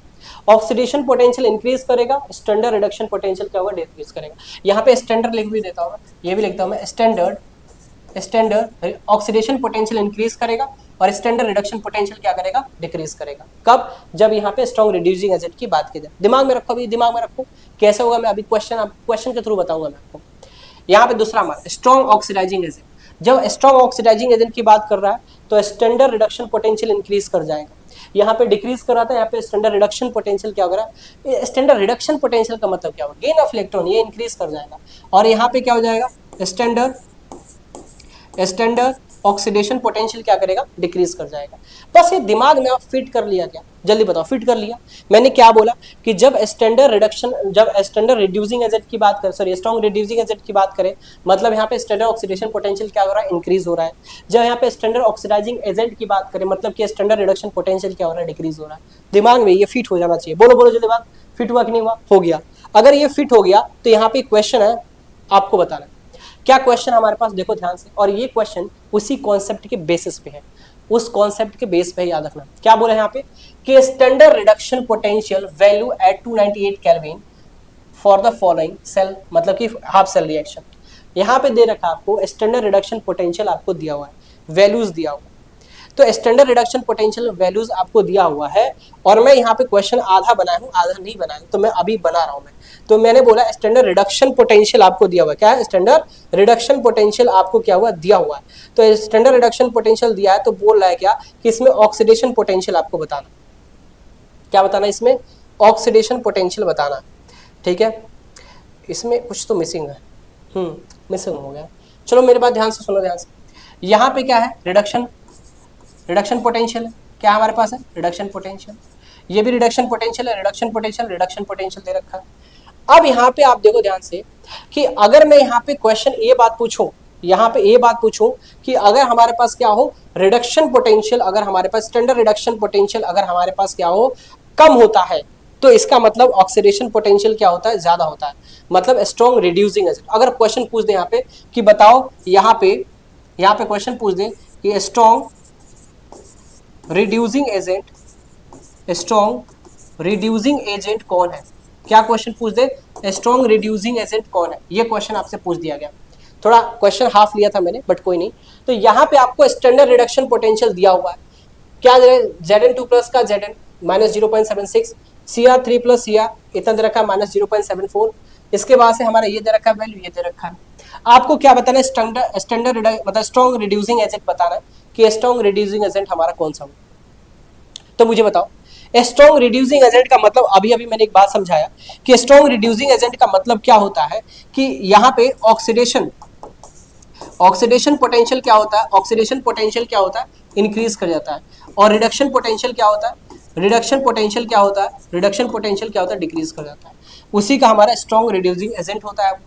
तो आप देखो ध्यान से, सबसे कम किसका दिख रहा है, सबसे कम रिडक्शन पोटेंशियल किसका दिख रहा है, तो सबसे कम रिडक्शन पोटेंशियल दिख रहा है Zn2 प्लस Zn का। इसका मतलब जो स्ट्रॉन्ग रिड्यूसिंग एजेंट होगा वो कौन होगा, Zn होगा, जिक हो जाएगा, ठीक है। सबसे कम यही तो दिख रहा है, -0.76 को सबसे कम है, मतलब कि रिडक्शन पोटेंशियल कम है, इसका मतलब क्या होगा, स्ट्रॉन्ग रिड्यूसिंग एजेंट क्या होगा, ज्यादा होगा। तो स्ट्रॉन्ग रिड्यूसिंग एजेंट कौन ज्यादा हो रहा है, जिंक हमारा क्या हो रहा है, ज्यादा हो रहा है। तो ये इंपॉर्टेंट क्वेश्चन है, बहुत ही अच्छा क्वेश्चन था, ठीक है। अच्छे तरीके से इसको आप देख लेना। क्लियर बात समझ में आ रही है। चलो देखो, इसलिए मैं बोल रहा हूँ कि बहुत सारे ऐसे चीजें हैं जो कि आपको दिमाग में फिट करके आपको रखना है, ठीक है ना। चलो अब मेरी बात सुनो ध्यान से। बात हमारे पास क्या है, नेक्स्ट हमारे पास आ गया SHE की बात करते हैं, standard hydrogen electrode. Standard hydrogen electrode क्या होता है, तो ये बेसिकली एक ऐसा इलेक्ट्रोड होता है जिसका इलेक्ट्रो पोटेंशियल जो होता है, इलेक्ट्रोड पोटेंशियल जिसका होता है वो क्या होता है, जीरो होता है। चाहे वो एनोड, देखो याद करना, जो SHE होता है, स्टैंडर्ड हाइड्रोजन इलेक्ट्रोड होता है, वो एनोड की तरह भी बिहेव करता है और वो कैथोड की तरह भी बिहेव करता है। मतलब कि अगर उसको एनोड पर रखोगे तो एनोड की तरह बिहेव करेगा, कैथोड पे रखोगे तो कैथोड की तरह बिहेव करेगा। इसीलिए इसको हाइड्रोजन, मतलब कि स्टैंडर्ड हाइड्रोजन इलेक्ट्रोड इसको बोला गया। इसका जो इलेक्ट्रोड पोटेंशियल होता है, एनोड पे भी इलेक्ट्रोड पोटेंशियल क्या होता है, जीरो होता है, और कैथोड पे भी इलेक्ट्रोड पोटेंशियल क्या होता है, जीरो होता है। दिमाग में यही फिट करके रखना है। SHE का क्या होता है, यहाँ पे बहुत सारा चीज यहाँ पे समझने की जरूरत मुझे लग रहा है। आपको बस कॉन्सेप्ट मैंने ये बता दिया कि याद रखना कि जो ये हमारा एनोड की तरह भी काम करता है, ये हमारा एनोड की तरह भी काम करता है, और ये क्या करता है, कैथोड की तरह काम होता है। इसको क्यों हमने निजात किया, क्यों इसका हम यूज कर रहे हैं, इसका हम यूज इसलिए कर रहे हैं ताकि एक सिंगल इलेक्ट्रोड का पोटेंशियल निकाल पाए। देखो सिंपल सी बात है, जाहिर सी बात है, अगर हम दो इलेक्ट्रोड पोटेंशियल ले रहे हैं तो उसमें पोटेंशियल डिफरेंस निकल के आता है, इलेक्ट्रोड जिसको हम इलेक्ट्रोड पोटेंशियल डिफरेंस बोलते हैं, ठीक है, बात समझ में आ रही। लेकिन अगर मुझे एक सिंगल मेटल का, एक सिंगल रॉड का, एक सिंगल इलेक्ट्रोड का मुझे पोटेंशियल निकालना होगा, तो मुझे सामने किसको रखना पड़ेगा, तो सामने एक न्यूट्रल को रखना पड़ेगा, ताकि हम इजिली सर्किट को कंप्लीट कर सके और एक सिंगल रॉड का इलेक्ट्रोड पोटेंशियल निकाल सके। एक सिंगल रॉड का क्या निकाल सके? इलेक्ट्रोड पोटेंशियल निकाल सके। इसीलिए हमें एसएचई को पढ़ना होता है, इसीलिए हम एसएचई को यूज करते हैं। एसएचई को इसलिए यूज करते हैं ताकि एक सिंगल रॉड का इलेक्ट्रोड पोटेंशियल निकाल सके। ठीक है, मेरी बात समझ में आ रही है? एसएचई जो होता है क्या करता है? एक एनोड की तरह बिहेव करता है, दूसरा कैथोड की तरह बिहेव करता है। क्या ज्यादा इसमें डीपली जाना जरूरी है? मुझे नहीं लग रहा, आपको कोई दिक्कत की बात नहीं, इतना जरूरी नहीं है। आपको एक कॉन्सेप्ट लिखा है, इसको कॉन्सेप्ट को समझो। क्या बोला है? एसएचई इज द गैसेस इलेक्ट्रोड, जिसको हम क्या लिखते हैं यहाँ पे? H2 और क्या होता है? H+ का। ये हमारे क्या होते हैं? गैसेस इलेक्ट्रोड होता है, इसमें गैसेस प्रेजेंट होती है, हाइड्रोजन गैस इसमें क्या होती है? प्रेजेंट होती है। ठीक है, क्या बोला? It is the reference electrode have cell is measure that the electrode potential of the other electrode standard electrode potential. ठीक है, देखो ध्यान से, मैंने बोला था एक सिंगल इलेक्ट्रोड मतलब एक सिंगल इलेक्ट्रोड का पोटेंशियल निकालने के लिए हम इसका क्या करते हैं? यूजेस करते हैं। ठीक है, बोला इट एक्ट बोथ, एनोड की तरह भी एक्ट करता है, एनोड हाफ सेल और कैथोड हाफ सेल की तरह क्या करता है? बिहेव करता है। ठीक है, मतलब ये एनोड की तरह बिहेव करता है, कैथोड की तरह। इसको उठा के एनोड पे रख दो तो एनोड की तरह बिहेव करेगा, इसको उठा के कैथोड पे रख दो, कैथोड की तरफ क्या करेगा? बिहेव करेगा। ठीक है, कम टाइम है इसलिए ऐसे बढ़िया बढ़िया चीज समझाता हूँ जो इंपॉर्टेंट आपकी वजह से। दूसरी बात, जो स्टैंडर्ड रिडक्शन पोटेंशियल होगा, स्टैंडर्ड रिडक्शन पोटेंशियल हो या फिर स्टैंडर्ड ऑक्सीडेशन पोटेंशियल हो, उसको क्या करते हैं? हमेशा हम जीरो एज्यूम करते हैं by IUPAC name. IUPAC name ने बोला, आईयूपीएसी एक संस्था है भाई, आईयूपीएसी नेम क्या? एक संस्था है। और आईयूपीएसी ने बोल दिया कि भैया तुमने क्या हुआ? हाइड्रोजन को आपने लिया, मतलब स्टैंडर्ड हाइड्रोजन इलेक्ट्रोड को लिया। इसका मतलब क्या होता है कि तुम उसको एनोड पे रखो या फिर उसको कैथोड पे रखो। ठीक है, उसका रिडक्शन पोटेंशियल हो चाहे उसका ऑक्सीडेशन पोटेंशियल हो, क्या होता है? जीरो होता है। एनोड पर रखेंगे तो ऑक्सीडेशन पोटेंशियल निकलता है तो जीरो होता है, कैथोड पे अगर उसको रखते हैं तो रिडक्शन पोटेंशियल होता है, वो क्या होता है? जीरो हो जाता है। ठीक है, जीरो मान लेते हैं हम। ठीक है, ये दिमाग में रखना है। सारी चीजें बहुत इंपॉर्टेंट चीजें समझाऊंगा अच्छे से, सुनो मेरे बात से। अब बात करते हैं यहाँ पे एसएचई के बारे में फिर से अच्छे तरीके से। पूरा और चीज़ मैंने बहुत ही अच्छी चीज़ इसमें इंक्लूड कर दिया है, उसको भी आपको देख लेना है। ठीक है, आई थिंक इसको दिखाई दे रहा है, ये वाला पार्ट दिखाई दे रहा है। वही बात बोल रहे हैं यहाँ पे, क्या बोल रहे हैं? The potential of half cell can not be assume individually, we commonly measure that different between the two half cell potential that given the EMF of the cell. ठीक है, क्या कहना चाहता है? देखो हम क्या करेंगे, अच्छा इसको मैं एक अलग तरीके से आपको समझाऊंगा, बस दिमाग में रखना। पहली बात याद रखना कि जब हम क्या करते हैं एसएचई ऑफ एनोड पे लेके जाते हैं, वही चीज यहाँ पे बता रहा हूँ मैं। एसएचई जब एनोड पे लेके आते हैं, हाफ सेल रिएक्शन लिखते हैं तो कुछ इस तरीके से लिखते हैं। ऑक्सीडेशन पे जो हमारा ऑक्सीडेशन हमारा पोटेंशियल होगा क्या होगा? जीरो होगा। देखो इस तरह से ऑक्सीडेशन पोटेंशियल क्या होगा? जीरो हो जाएगा। लिखने का तरीका क्या होता है? हाफ सेल कैसे लिखते हैं? H2 2H+ का 2 इलेक्ट्रॉन माइनस का होता है। इसी तरीके से तो ऑक्सीडेशन लिखते हैं, जल्दी बताओ लिखते क्या लिखते हैं? समझाया था। इसके बाद से रिप्रेजेंटेशन की बात करूं मैं, इस तरीके से क्या करते हैं? सेल रिप्रेजेंटेशन करते हैं, इस तरीके से लिखते हैं, जिसको सेल नोटेशन भी बोलते हैं। ये भी देख लेना, जब रिडक्शन की बात करते हैं, रिडक्शन में हमारा इलेक्ट्रोड पोटेंशियल क्या होता है? जीरो होता है। रिडक्शन में इलेक्ट्रोड पोटेंशियल क्या होता है? जीरो होता है। अच्छा, इसको रिडक्शन कैसे लिखते हैं? यहाँ पे H+ का 2 इलेक्ट्रॉन एंड देन क्या बनता है? H2 बनता है। ये भी मैंने आपको समझाया था। इस तरीके से हम सेल नोटेशन लिखते हैं, ये भी चीज समझाया था। इसमें हम क्या होते हैं? प्लेटिनम यूज करते हैं। प्लेटिनम क्या होता है? इनर्ट इलेक्ट्रोड होता है, इनर्ट इलेक्ट्रोड होता है, रिएक्शन में पार्टिसिपेट नहीं करता है। पीटी जो होता है वो क्या होता है? इनर्ट इलेक्ट्रोड होता है, गैसेस के लिए उसमें यूज किया था उसको, वो क्या करता है? वो रिएक्शन में पार्टिसिपेट नहीं करता है। ठीक है, क्या है पे मेरी बात समझ में आ गई? जल्दी बताओ हाँ या ना। अब सुनो मेरी बात ध्यान से। जैसे मैंने ये बात बोला कि मैंने क्या बोला था यहाँ पे कि किसी एक सिंगल मेटल से सिंगल मेटल बोल रहा हूँ, मतलब सिंगल मेटल ये होगी, मतलब सिंगल इलेक्ट्रोड का पोटेंशियल मुझे निकालना है। तो कैसे निकालेंगे? तो मैंने बोला कि एक पे क्या रख दो? यहाँ पे एनोड रख दो, या फिर एनोड मतलब स्टैंडर्ड इलेक्ट्रोड पोटेंशियल रख दो। दिमाग उड़ गया क्या? सुनो मेरे ध्यान से। तो हमने क्या पहला हमारा केस बनाया कि standard electrode potential electrode of copper using the SHE. अब हम सबसे पहले क्या करेंगे? कॉपर रॉड को यूज करेंगे। कॉपर रॉड का यूज करेंगे, इसका मतलब जो कॉपर था वो पहले क्या था? कैथोड था। याद करो अभी जो मैंने पढ़ा है, डैनियल सेल पढ़ाया था, उसमें कॉपर क्या लिया था? कॉपर उसमें कैथोड में लिया था। तो कॉपर हमने क्या ले लिया? कैथोड में ले लिया। ठीक, अच्छी बात है। अब ये हमारा कॉपर कैथोड वाला है, तुम्हें दिखाई दे रहा होगा बहुत अच्छे तरीके से। और ये जो हमारा है, अब क्या हुआ? जो एसएचई है उसको हमने क्या यूज किया? एनोड पे रख दिया। कहाँ रख दिया? एनोड पे। और यहाँ पे फिर से वही सॉल्ट ब्रिज क्या कर दिया? यूज कर दिया। सॉल्ट ब्रिज का काम क्या होता है? कंप्लीट सर्किट करना, न्यूट्रलिटी क्या करना, उसमें बिहेव करना। ठीक है, आप सुनो मेरी बात। अब यहाँ पे एक वोल्ट मीटर हमने लगा दिया। क्या लगा दिया हमने? वोल्ट मीटर हमने लगा दिया। ठीक है, अब आपको बहुत अच्छी चीज पता है कि जो कैथोड होता है, तो कैथोड पे क्या होता है? रिडक्शन होता है। कैथोड पे क्या होगा? रिडक्शन होगा। ठीक है। अच्छा, एनोड पे क्या होता है? ऑक्सीडेशन होता है। एनोड पे क्या होता है? ऑक्सीडेशन होता है। ठीक है, अच्छी बात है। अब होगा क्या यहाँ पे हमने क्या कर दिया, यहाँ पे 1 एटीएम क्या होता है, H2 गैस इसमें अंदर पुट कर दिया। जब इसमें H2 गैस डाला तो ये H प्लस में क्या हुआ, टूटा शुरू हो गया। ठीक है, और ये किस में टूटेगा, Cu प्लस में क्या हुआ, टूटा शुरू करेगा, और एक यहाँ में टूटेगा SO4 2 माइनस। सुना मेरी बात ध्यान से यहाँ अच्छे तरीके से।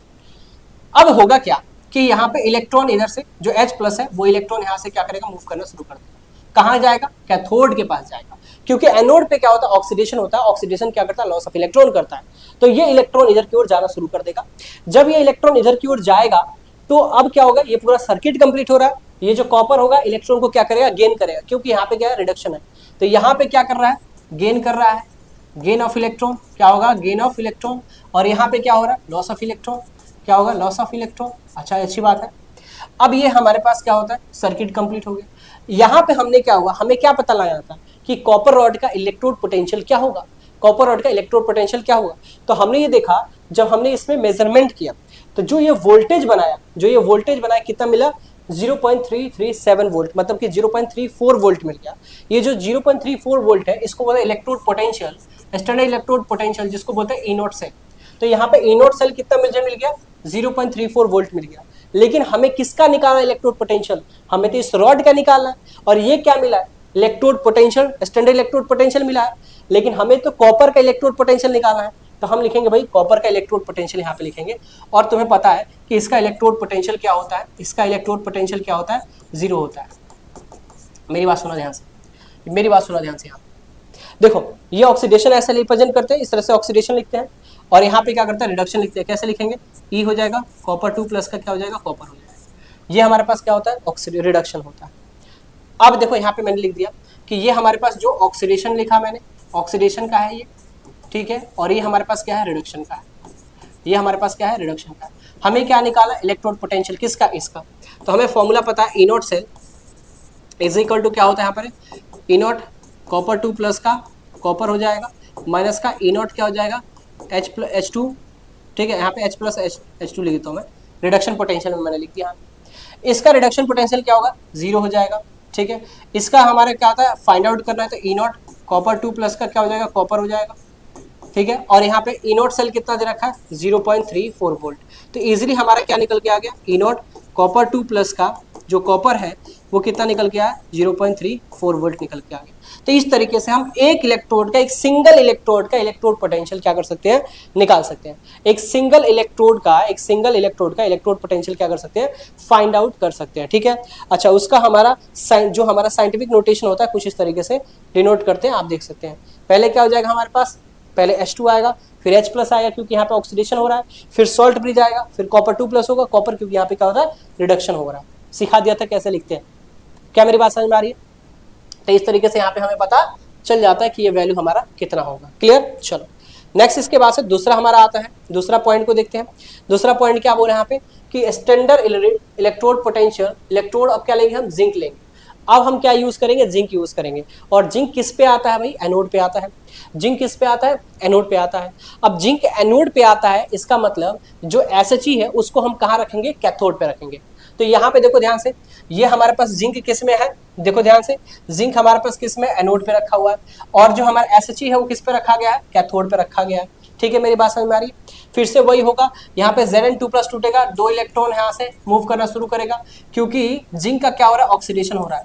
जिंक का क्या हो रहा है, ऑक्सीडेशन हो रहा है। जब जिंक का ऑक्सीडेशन होगा तो इलेक्ट्रॉन इधर की ओर मूव करेगा, इलेक्ट्रॉन इधर की ओर मूव करेगा। जैसे इलेक्ट्रॉन इधर की ओर मूव करेगा, ये क्या दे रखा है, E0 सेल दे रखा है। कितना दे रखा है, 0.76 वोल्ट दे रखा है।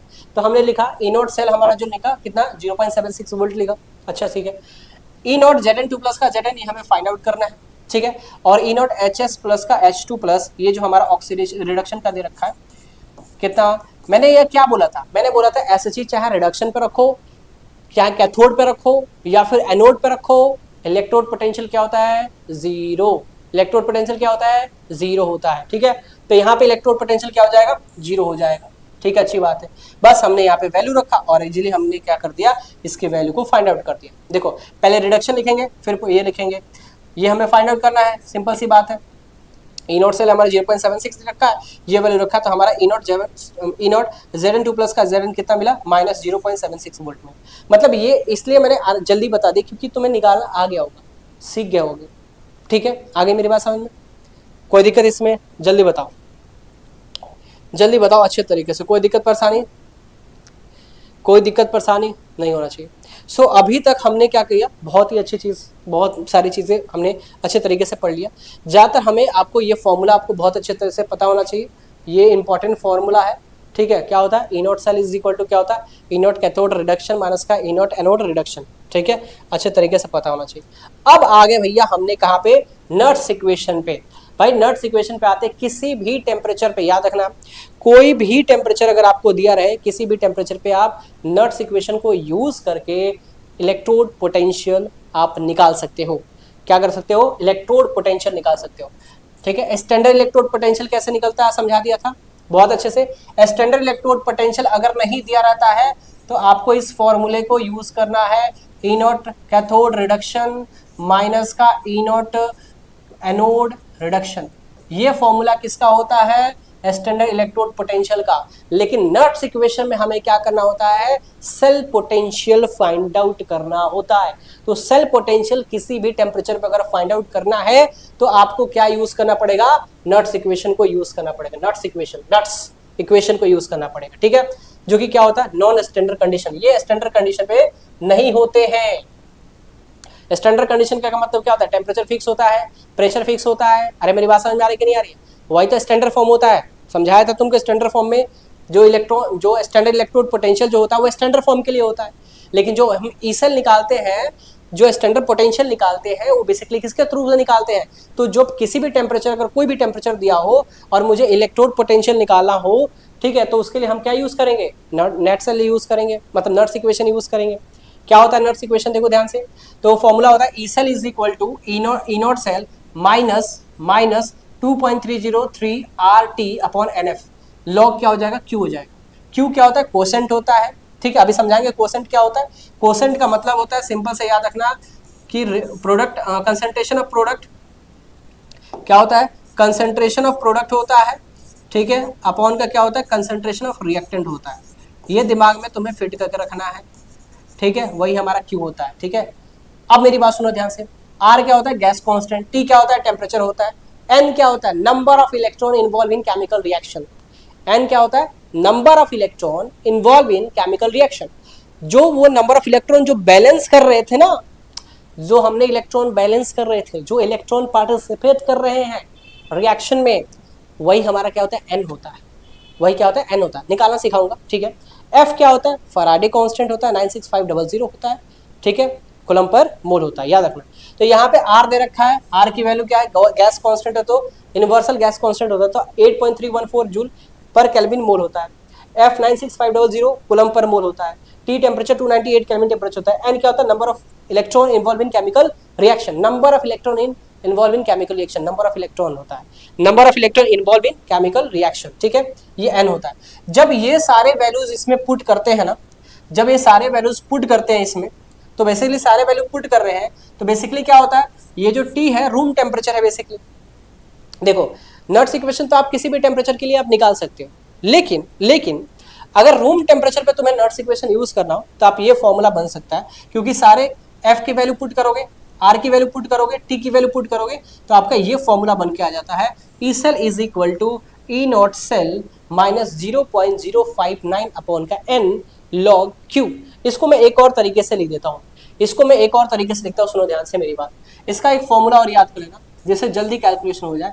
E cell is equal to E naught cell minus 0.06 upon का N, और लॉग क्या हो जाएगा, लॉग हमारे पास Q, और क्या हो जाएगा यहाँ पे बेस 10 हो जाएगा। ये फॉर्मूला याद कर लेना। इस फॉर्मूले से क्वेश्चन बहुत ही जल्दी बनते हैं, इस फॉर्मूले से क्वेश्चन बहुत ही जल्दी बनते हैं। क्या यहाँ तक मेरी बात समझ में आए, जल्दी बताओ। ठीक है, अब मेरी बात सुनो, जो ई सेल होता है, ई सेल को क्या बोलते हैं, electrode potential at any condition. E naught cell क्या होता है, स्टैंडर्ड इलेक्ट्रोड पोटेंशियल। एन क्या होता है, नंबर ऑफ इलेक्ट्रॉन ट्रांसफर, मतलब जो ट्रांसफर इलेक्ट्रॉन हो रहा है, जो इलेक्ट्रॉन क्या हो रहा है, मूव करके जा रहा है कहाँ पे, कैथोड के पास। एनोड से कैथोड में जो इलेक्ट्रॉन जा रहा है वही हमारा एन होता है। वही तो बोला मैं, number of electron involve in chemical reaction. ठीक है, क्यू क्या होता है, फ्रैक्शन कोसेंट होता है। क्या होता है, Q is equal to concentration of product upon का कंसंट्रेशन ऑफ रिएक्टेंट। इक्विलिब्रियम में पढ़ा कि नहीं पढ़े हो? पढ़े हो, बिल्कुल पढ़े हो। जल्दी से साइड हो रहा हूँ, स्क्रीनशॉट फटाफट। ओके, अब मेरी बात समझो ध्यान से, अब मेरी बात समझो ध्यान से, ये हमने कर लिया अच्छे तरीके से। अब यहाँ पे एक क्या हुआ, क्वेश्चन आ गया हमारे पास, एक क्या हो गया, क्वेश्चन आ गया। समझना मेरी बात ध्यान से, बहुत इंपॉर्टेंट बात है।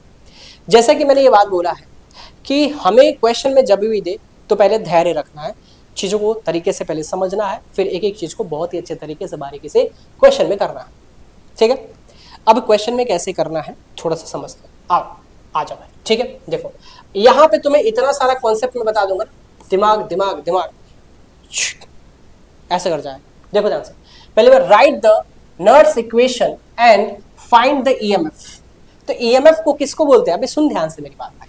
ईएमएफ मतलब ई सेल हमें बोलते हैं, ई सेल को ही क्या बोलते हैं हम, ईएमएफ बोलते हैं, इलेक्ट्रोमोटिव फोर्स या फिर इलेक्ट्रोड पोटेंशियल बोल सकते हैं, मतलब बात समझ। तो सिंपल सी बात है, ईएमएफ बोलूं मैं तो क्या बोलेंगे आप, ई सेल ही फाइंड आउट करना है। ईएमएफ बोलूं तो क्या फाइंड करना है, ई सेल ही फाइंड आउट करना है। क्लियर, सुनो ध्यान से, find the EMF of the following cell. ठीक है, और आपको यहाँ पे एक क्या होता है, सेल नोटेशन दिया हुआ है। ठीक है, अच्छी बात है, दिया हुआ है, कोई दिक्कत की बात नहीं है, दे रखा है तो दे रखा है। अच्छा, तो दे रखा है तो इसको हमें क्या करना पड़ेगा, पहले आपको सेल रिएक्शन में लिखना पड़ेगा। जी बिल्कुल लिखना पड़ेगा, नहीं तो बहुत दिक्कत हो जाएगी। ठीक है, अच्छा, और कुछ गिवन आपको डेटा दे रखा। ठीक है, अच्छी बात है। देखो सबसे पहला काम होगा स्टेप नंबर 1। स्टेप नंबर 1 क्या काम होगा कि अगर हमारे पास जो ये Mg सॉलिड फॉर्म, ठीक है, अब आज कुछ कुछ बहुत ज़्यादा बताऊंगा मैं। Mg2+ जो कि क्या दे रखा है यहाँ पे, इसको मैं क्या लिख सकता हूँ मैं, 1 पे कितना 1 पॉइंट मतलब 0.001 है, इसको मतलब इसको लिख सकता हूँ मैं 1 × 10⁻³ मोलारिटी दे रखा है। सॉल्ट ब्रिज यहाँ पे क्या है, कॉपर 2+, इसको क्या लिख सकता हूँ मैं 1 × 10⁻⁴ मोलारिटी हो जाएगा। ठीक है, अच्छी बात। फिर क्या हमारे पास कॉपर है, ये हमारे पास किसने, सॉलिड में।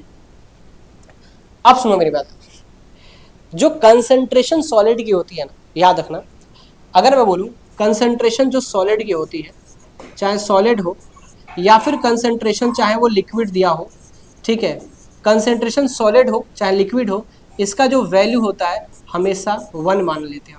क्या मानते हैं इसको, हमेशा 1 मान लेते हैं। जो कंसंट्रेशन ऑफ सॉलिड होता है, कंसंट्रेशन ऑफ लिक्विड होता है, उसकी वैल्यू क्या मानते हैं हम, 1 के बराबर मानते हैं। ये कहाँ काम आएगा, आओ मेरी बात समझाता हूँ। पहली बात, इसे हम किस में लिखेंगे, सेल नोटेशन में, मतलब सेल रिएक्शन में लिखेंगे। तो सेल रिएक्शन जब मैं लिखूँ मैं तो कैसे लिखता हूँ मैं, आपको बहुत अच्छे से पता है, ये लेफ्ट होता है, राइट होता है, लेफ्ट होता है, राइट होता है। अरे अरे एक ही जगह पे सब लिख दिया, ओहो। ठीक है, एक राइट, ये ठीक है। अब सुनो ध्यान से, ये हमारे पास लेफ्ट, फिर ये क्या हो जाएगा, राइट हो जाएगा। ठीक है, मेरी बात समझ में आ रही है। लेफ्ट को लेफ्ट साइड लिखेंगे, राइट को राइट साइड लिखेंगे। तो क्या लिखेंगे हम यहाँ पे, पहली बात लेफ्ट साइड Mg हो जाएगा, फिर क्या आ जाएगा हमारे पास कॉपर 2+, क्या आएगा कॉपर 2+, कितना कॉपर है 10⁻⁴ मोलारिटी है। अच्छी बात है सर, फिर रिएक्शन है सर। फिर क्या लिखेंगे, राइट राइट राइट में लिखेंगे Mg2+, Mg2+ कितना दे रखा है 10⁻³ मोलारिटी।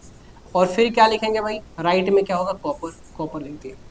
किसमें, कॉपर सॉलिड में है। अब मेरी बात सुनो ध्यान से, तो ये बात तुम्हें दिमाग में याद रखनी पड़ेगी, सॉलिड हो चाहे लिक्विड हो, कंसंट्रेशन उसका क्या होता है 1। ये जो तुम्हें दे रखा है, ये जो तुमको दे रखा है, ये क्या है, कंसंट्रेशन ही है। क्या है हमारे पास, ये कंसंट्रेशन ही दे रखा है।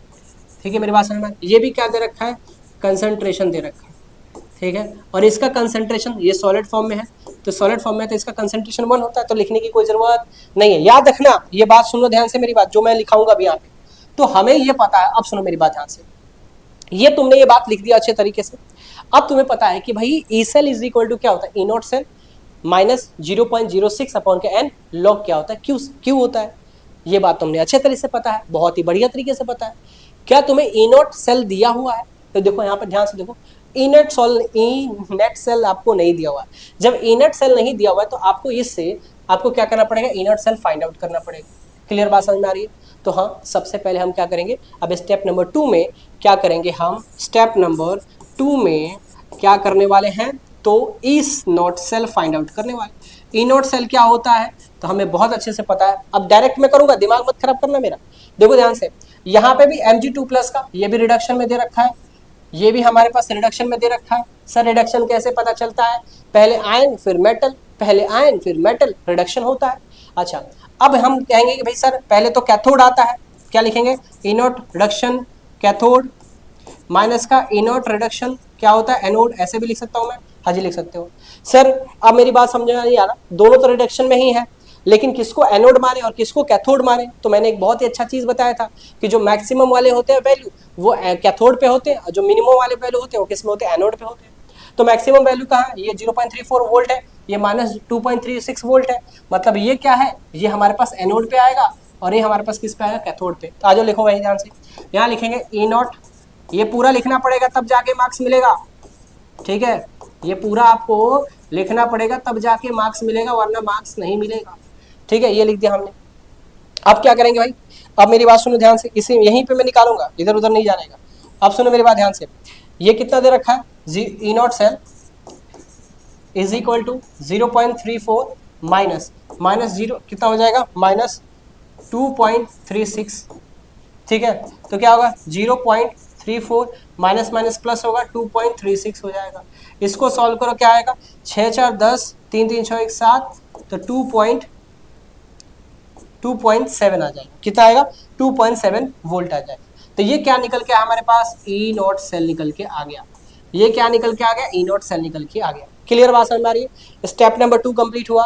अब आते हैं, क्या निकाला हमें? ई सेल निकालना है। कौन सा ई सेल निकालना है? किसके? तो यूज करके, नट्स इक्वेशन को यूज करके। तो ई सेल क्या होता है? तो E cell is equal to होता है E naught cell minus 0.06 upon का एन, और लॉग क्या होता है यहाँ पे?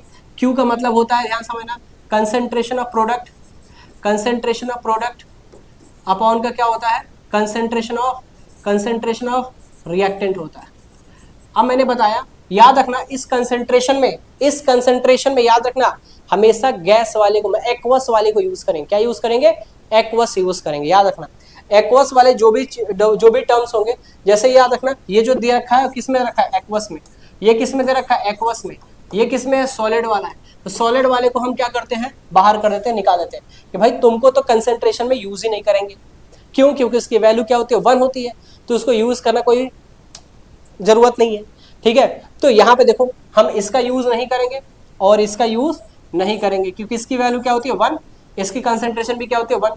तो क्या यूज करेंगे? अब एक्वस वाले यूज करेंगे, ये हमारा यूज करेंगे एक्वस, जो एक्वस में वैल्यू दे रखी है इसको यूज करेंगे। अब सुनो ध्यान से, तो क्या होता है? जो हमारा Q होता है वो क्या होता है? Concentration of product. अब कंसेंट्रेशन ऑफ प्रोडक्ट का मतलब Mg2+, क्या है हमारे पास? Mg2+। यहाँ पे देखो क्या लिखूंगा मैं? E cell is equal to, इसको सही तरीके से लिखूंगा बढ़िया तरीके से, ठीक है? आगे मेरे पास हमें E cell is equal to E naught कितना आया था? 2.7 आया था, माइनस 0.06 अपॉन का एन। अच्छा याद रखना एन क्या होता है, पहली बार सुनो ध्यान से मेरी बात, एन निकालना था। देखो ध्यान से, इसके पास आयंस कितना है? 2+ का। मेरी बात समझो, इसके पास आयन कितना है? 2+ का है।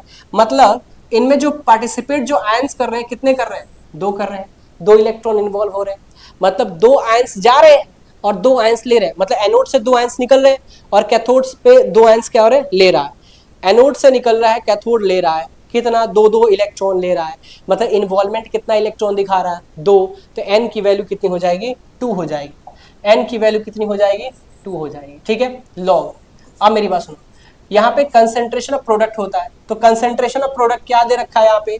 Mg2+ का। तो यहाँ पे क्या लेंगे हम? Mg2+ लिखना पड़ेगा।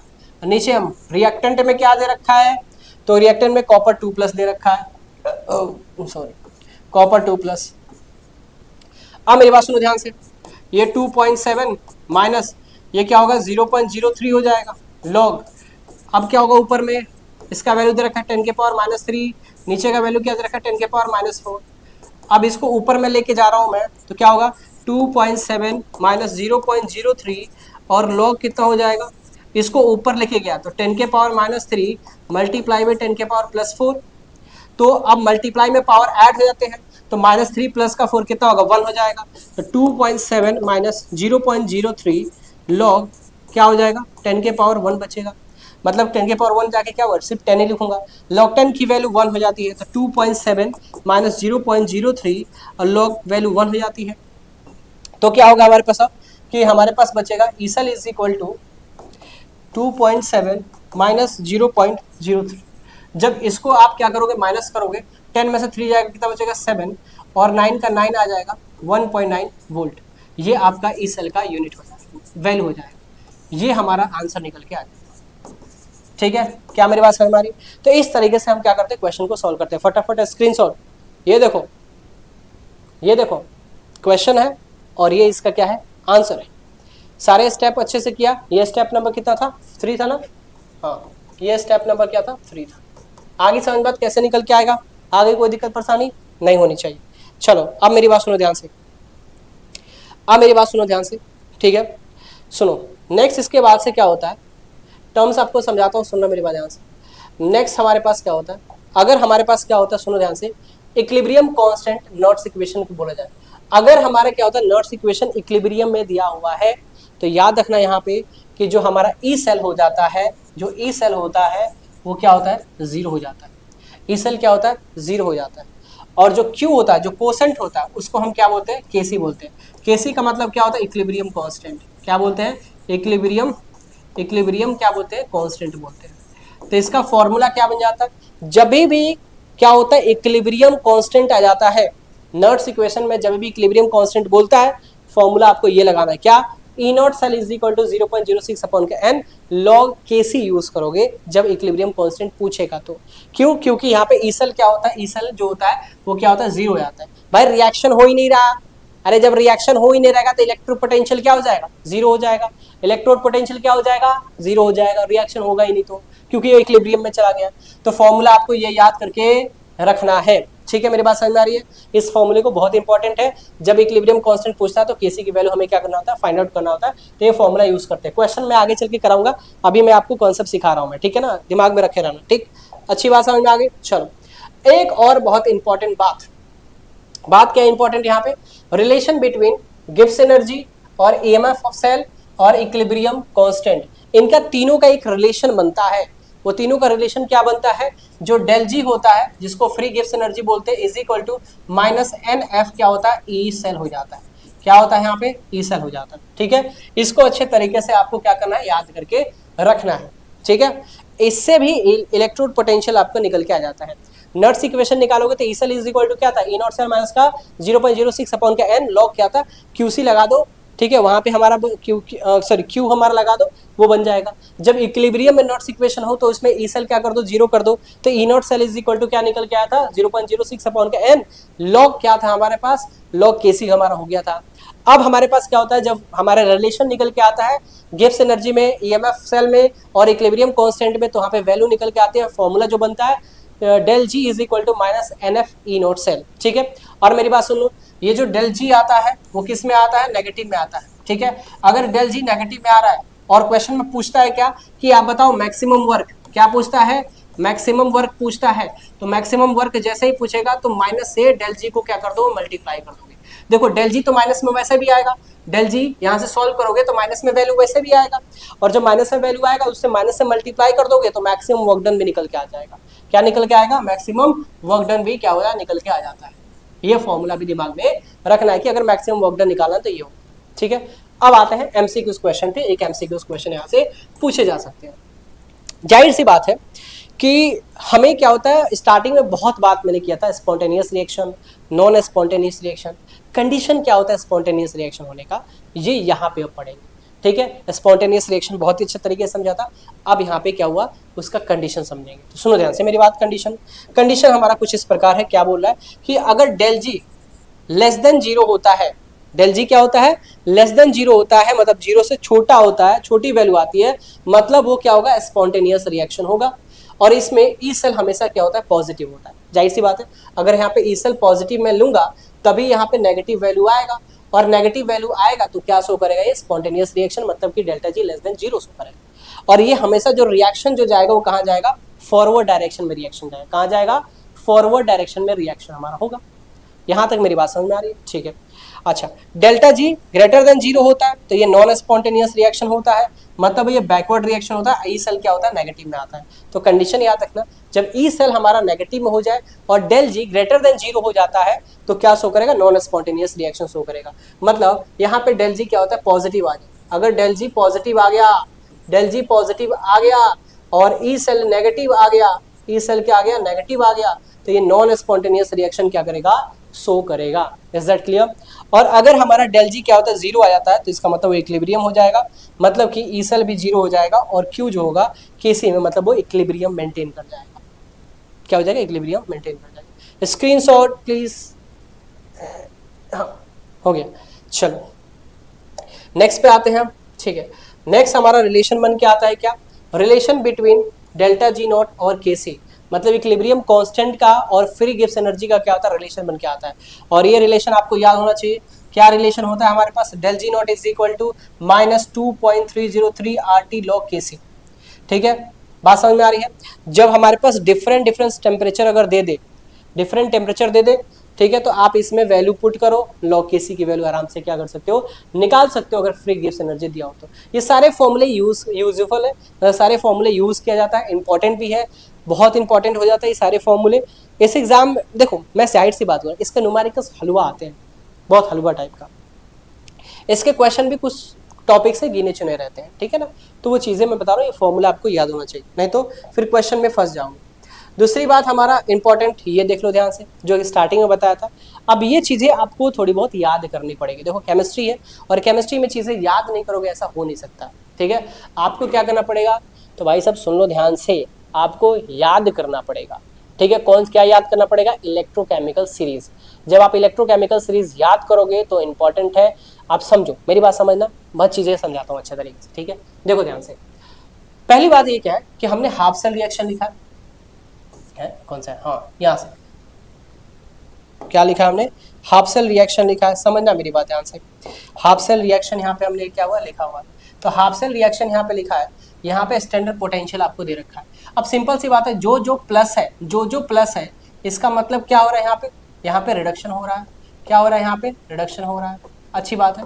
ये जो हमारे पास रिडक्शन हो रहा है, अच्छी बात, अच्छी बात। यहाँ पे देखो ध्यान से, यहाँ पे सुनो, ऊपर तक, यहाँ से ऊपर तक क्या हो रहा है, रिडक्शन होता जाए, रिडक्शन होगा, यहाँ पे न्यूट्रल हो जाएगा और नीचे जैसे जाएंगे ऑक्सीडेशन होगा। क्या होगा, नीचे जैसे जाएंगे ऑक्सीडेशन होगा। क्या मेरी बात समझ में आ रही है? नीचे की ओर जाते जाएंगे तो ऑक्सीडेशन इंक्रीज हो जाएगा। जब नीचे की ओर जाएंगे तो ऑक्सीडेशन क्या होता है, इंक्रीज हो जाता है। और ऊपर की ओर जाते हैं, हाइड्रोजन है भाई, हाइड्रोजन न्यूट्रल होता है, जिसका इलेक्ट्रोड पोटेंशियल क्या होता है, जीरो। तो नीचे आप जैसे जैसे जाते हो इलेक्ट्रोड पोटेंशियल कम होता जा रहा है, कम होता जा रहा है। जब इलेक्ट्रोड पोटेंशियल कम हो रहा है, इसका मतलब उसका क्या हो रहा है, ऑक्सीडेशन हो रहा है। जब इलेक्ट्रोड पोटेंशियल पॉजिटिव में बढ़ता जा रहा है, बढ़ता जा रहा है, ऊपर बढ़ता जा रहा है, तो इलेक्ट्रोड पोटेंशियल क्या हो रहा है, पॉजिटिव हो रहा है। अगर पॉजिटिव होता है मतलब रिडक्शन हो रहा है। रिडक्शन क्या करता है, इलेक्ट्रॉन गेन करता है, इसलिए उसमें क्या होता है, इलेक्ट्रोड पोटेंशियल बढ़ता जाएगा, बढ़ता जाएगा। क्या मेरी बात समझ में आ रही है? इलेक्ट्रोड पोटेंशियल क्या होगा, बढ़ता जाएगा। तो इसीलिए जब स्ट्रॉन्ग ऑक्सीडाइजिंग एजेंट बोलता है कि ऊपर की ओर स्ट्रॉन्ग ऑक्सीडाइजिंग हो रहा है, इसका मतलब उसका जो रिडक्शन है, जो रिडक्शन पोटेंशियल वो बढ़ रहा है। तो यहाँ पे मैंने बहुत सिंपल फॉर्म में लिख दिया हमने कि अगर स्टैंडर्ड रिडक्शन पोटेंशियल हो रहा है, स्टैंडर्ड रिडक्शन पोटेंशियल, यहाँ पे स्टैंडर्ड रिडक्शन मतलब रिड्यूसिंग एजेंट है, स्टैंडर्ड रिड्यूसिंग एजेंट है यहाँ पे, इसका मतलब ऑक्सीडेशन पोटेंशियल बढ़ेगा। स्टैंडर्ड ऑक्सीडाइजिंग एजेंट है हमारे पास, तो रिडक्शन पोटेंशियल क्या होगा, बढ़ जाएगा। वही चीज यहाँ पे समझा दिया। देखो नीचे की ओर जाएंगे मोर ऑक्सीडेशन होगा, ऊपर की ओर जाओगे तो मोर रिडक्शन होगा। ठीक है, मेरी बात समझ में आ रही है? तो जब हमारे पास क्या होता है, ऊपर की ओर जाएंगे, तो अब याद रखना मैक्सिमम किसका रिडक्शन सबसे ज्यादा होता है, आयरन का होता है। और मिनिमम सबसे ज्यादा क्या होता है, ऑक्सीडेशन किसका होता है, तो लिथियम का होता है। ये याद रखना चाहिए, ठीक है। आगे मेरी बात समझ में, देखो हुआ क्या है कि एक बच्चे ने कमेंट किया था, ठीक है, कि सर जल्दी से जल्दी इलेक्ट्रोकेमिस्ट्री का आपके अगर सर लेक्चर लेके आ गए। बहुत कम टाइम में मैंने पीपीटी बनाया है, बहुत कम टाइम में, बहुत जल्दी मैंने इस पीपीटी को तैयार करके और तुरंत मैंने लेक्चर देना शुरू किया। जाहिर सी बात है मैं बहुत सारा क्वेश्चन नहीं करा रहा हूँ, क्योंकि मैं वन शॉट वीडियो बनाना था, बस 2 पार्ट में वीडियो बना रहा हूँ। क्योंकि देखो ये बहुत बड़ा चैप्टर 9 मार्क्स में आते हैं भाई, कम नहीं, 9 मार्क्स में आते हैं। तो प्लीज़ इसे दिमाग से अच्छे तरीके से पढ़ना, समझना, लिखना, बार बार क्वेश्चन प्रैक्टिस करना, इसके प्रीवियस ईयर क्वेश्चंस लगाना, ठीक है। जैसे ही चैप्टर खत्म होता है बहुत सारे क्वेश्चन मैं लेके आऊँगा, बहुत सारे क्वेश्चन मैं प्रैक्टिस भी करवाऊंगा, इसमें कोई दिक्कत की बात नहीं होगी, ठीक है। ओके, इसके बाद से अगर मैं बात करूँ मैं पार्ट नंबर 2 कमिंग सून, बहुत जल्दी पार्ट 2 भी आ जाएगा। पार्ट 1 को अच्छे तरीके से पहले पढ़ें, ठीक है। चैनल को लाइक करें, वीडियो को लाइक करें, चैनल को सब्सक्राइब करें, दोस्तों के साथ शेयर करें, ठीक है। यही बात मैं बोल सकता हूँ, मैं इससे ज़्यादा मैं कुछ बोल नहीं सकता। कम टाइम में चीज़ों को मैं जल्दी जल्दी आपको बना के भेज रहा हूँ। देखो, अगर मैं छोटे छोटे कंटेंट में आपको देता 30-30 मिनट 40-40 मिनट का, तो मुझे लगता है कि इससे भी बहुत ज़्यादा अच्छा लेक्चर आपको डिलीवर कर, वैसे भी अच्छा किया है मैंने, खराब नहीं किया, बहुत बढ़िया किया। तो आप बढ़िया से पढ़िए, मन लगा कर पढ़िए, बहुत ही अच्छा चीज़ आपको धीरे धीरे मिलता जाएगा। जो भी चीज़ आपको लगे कि हाँ सर मुझे इसका वीडियो चाहिए, इसका वीडियो लेक्चर चाहिए, तो आप क्या करो, कमेंट बॉक्स दे दो भैया, हम आपको तुरंत क्या करेंगे, वीडियो प्रोवाइड कर देंगे। वैसे thank you so much, take care, bye bye. यहाँ तक वीडियो देखने के लिए बाय बाय, टेक केयर।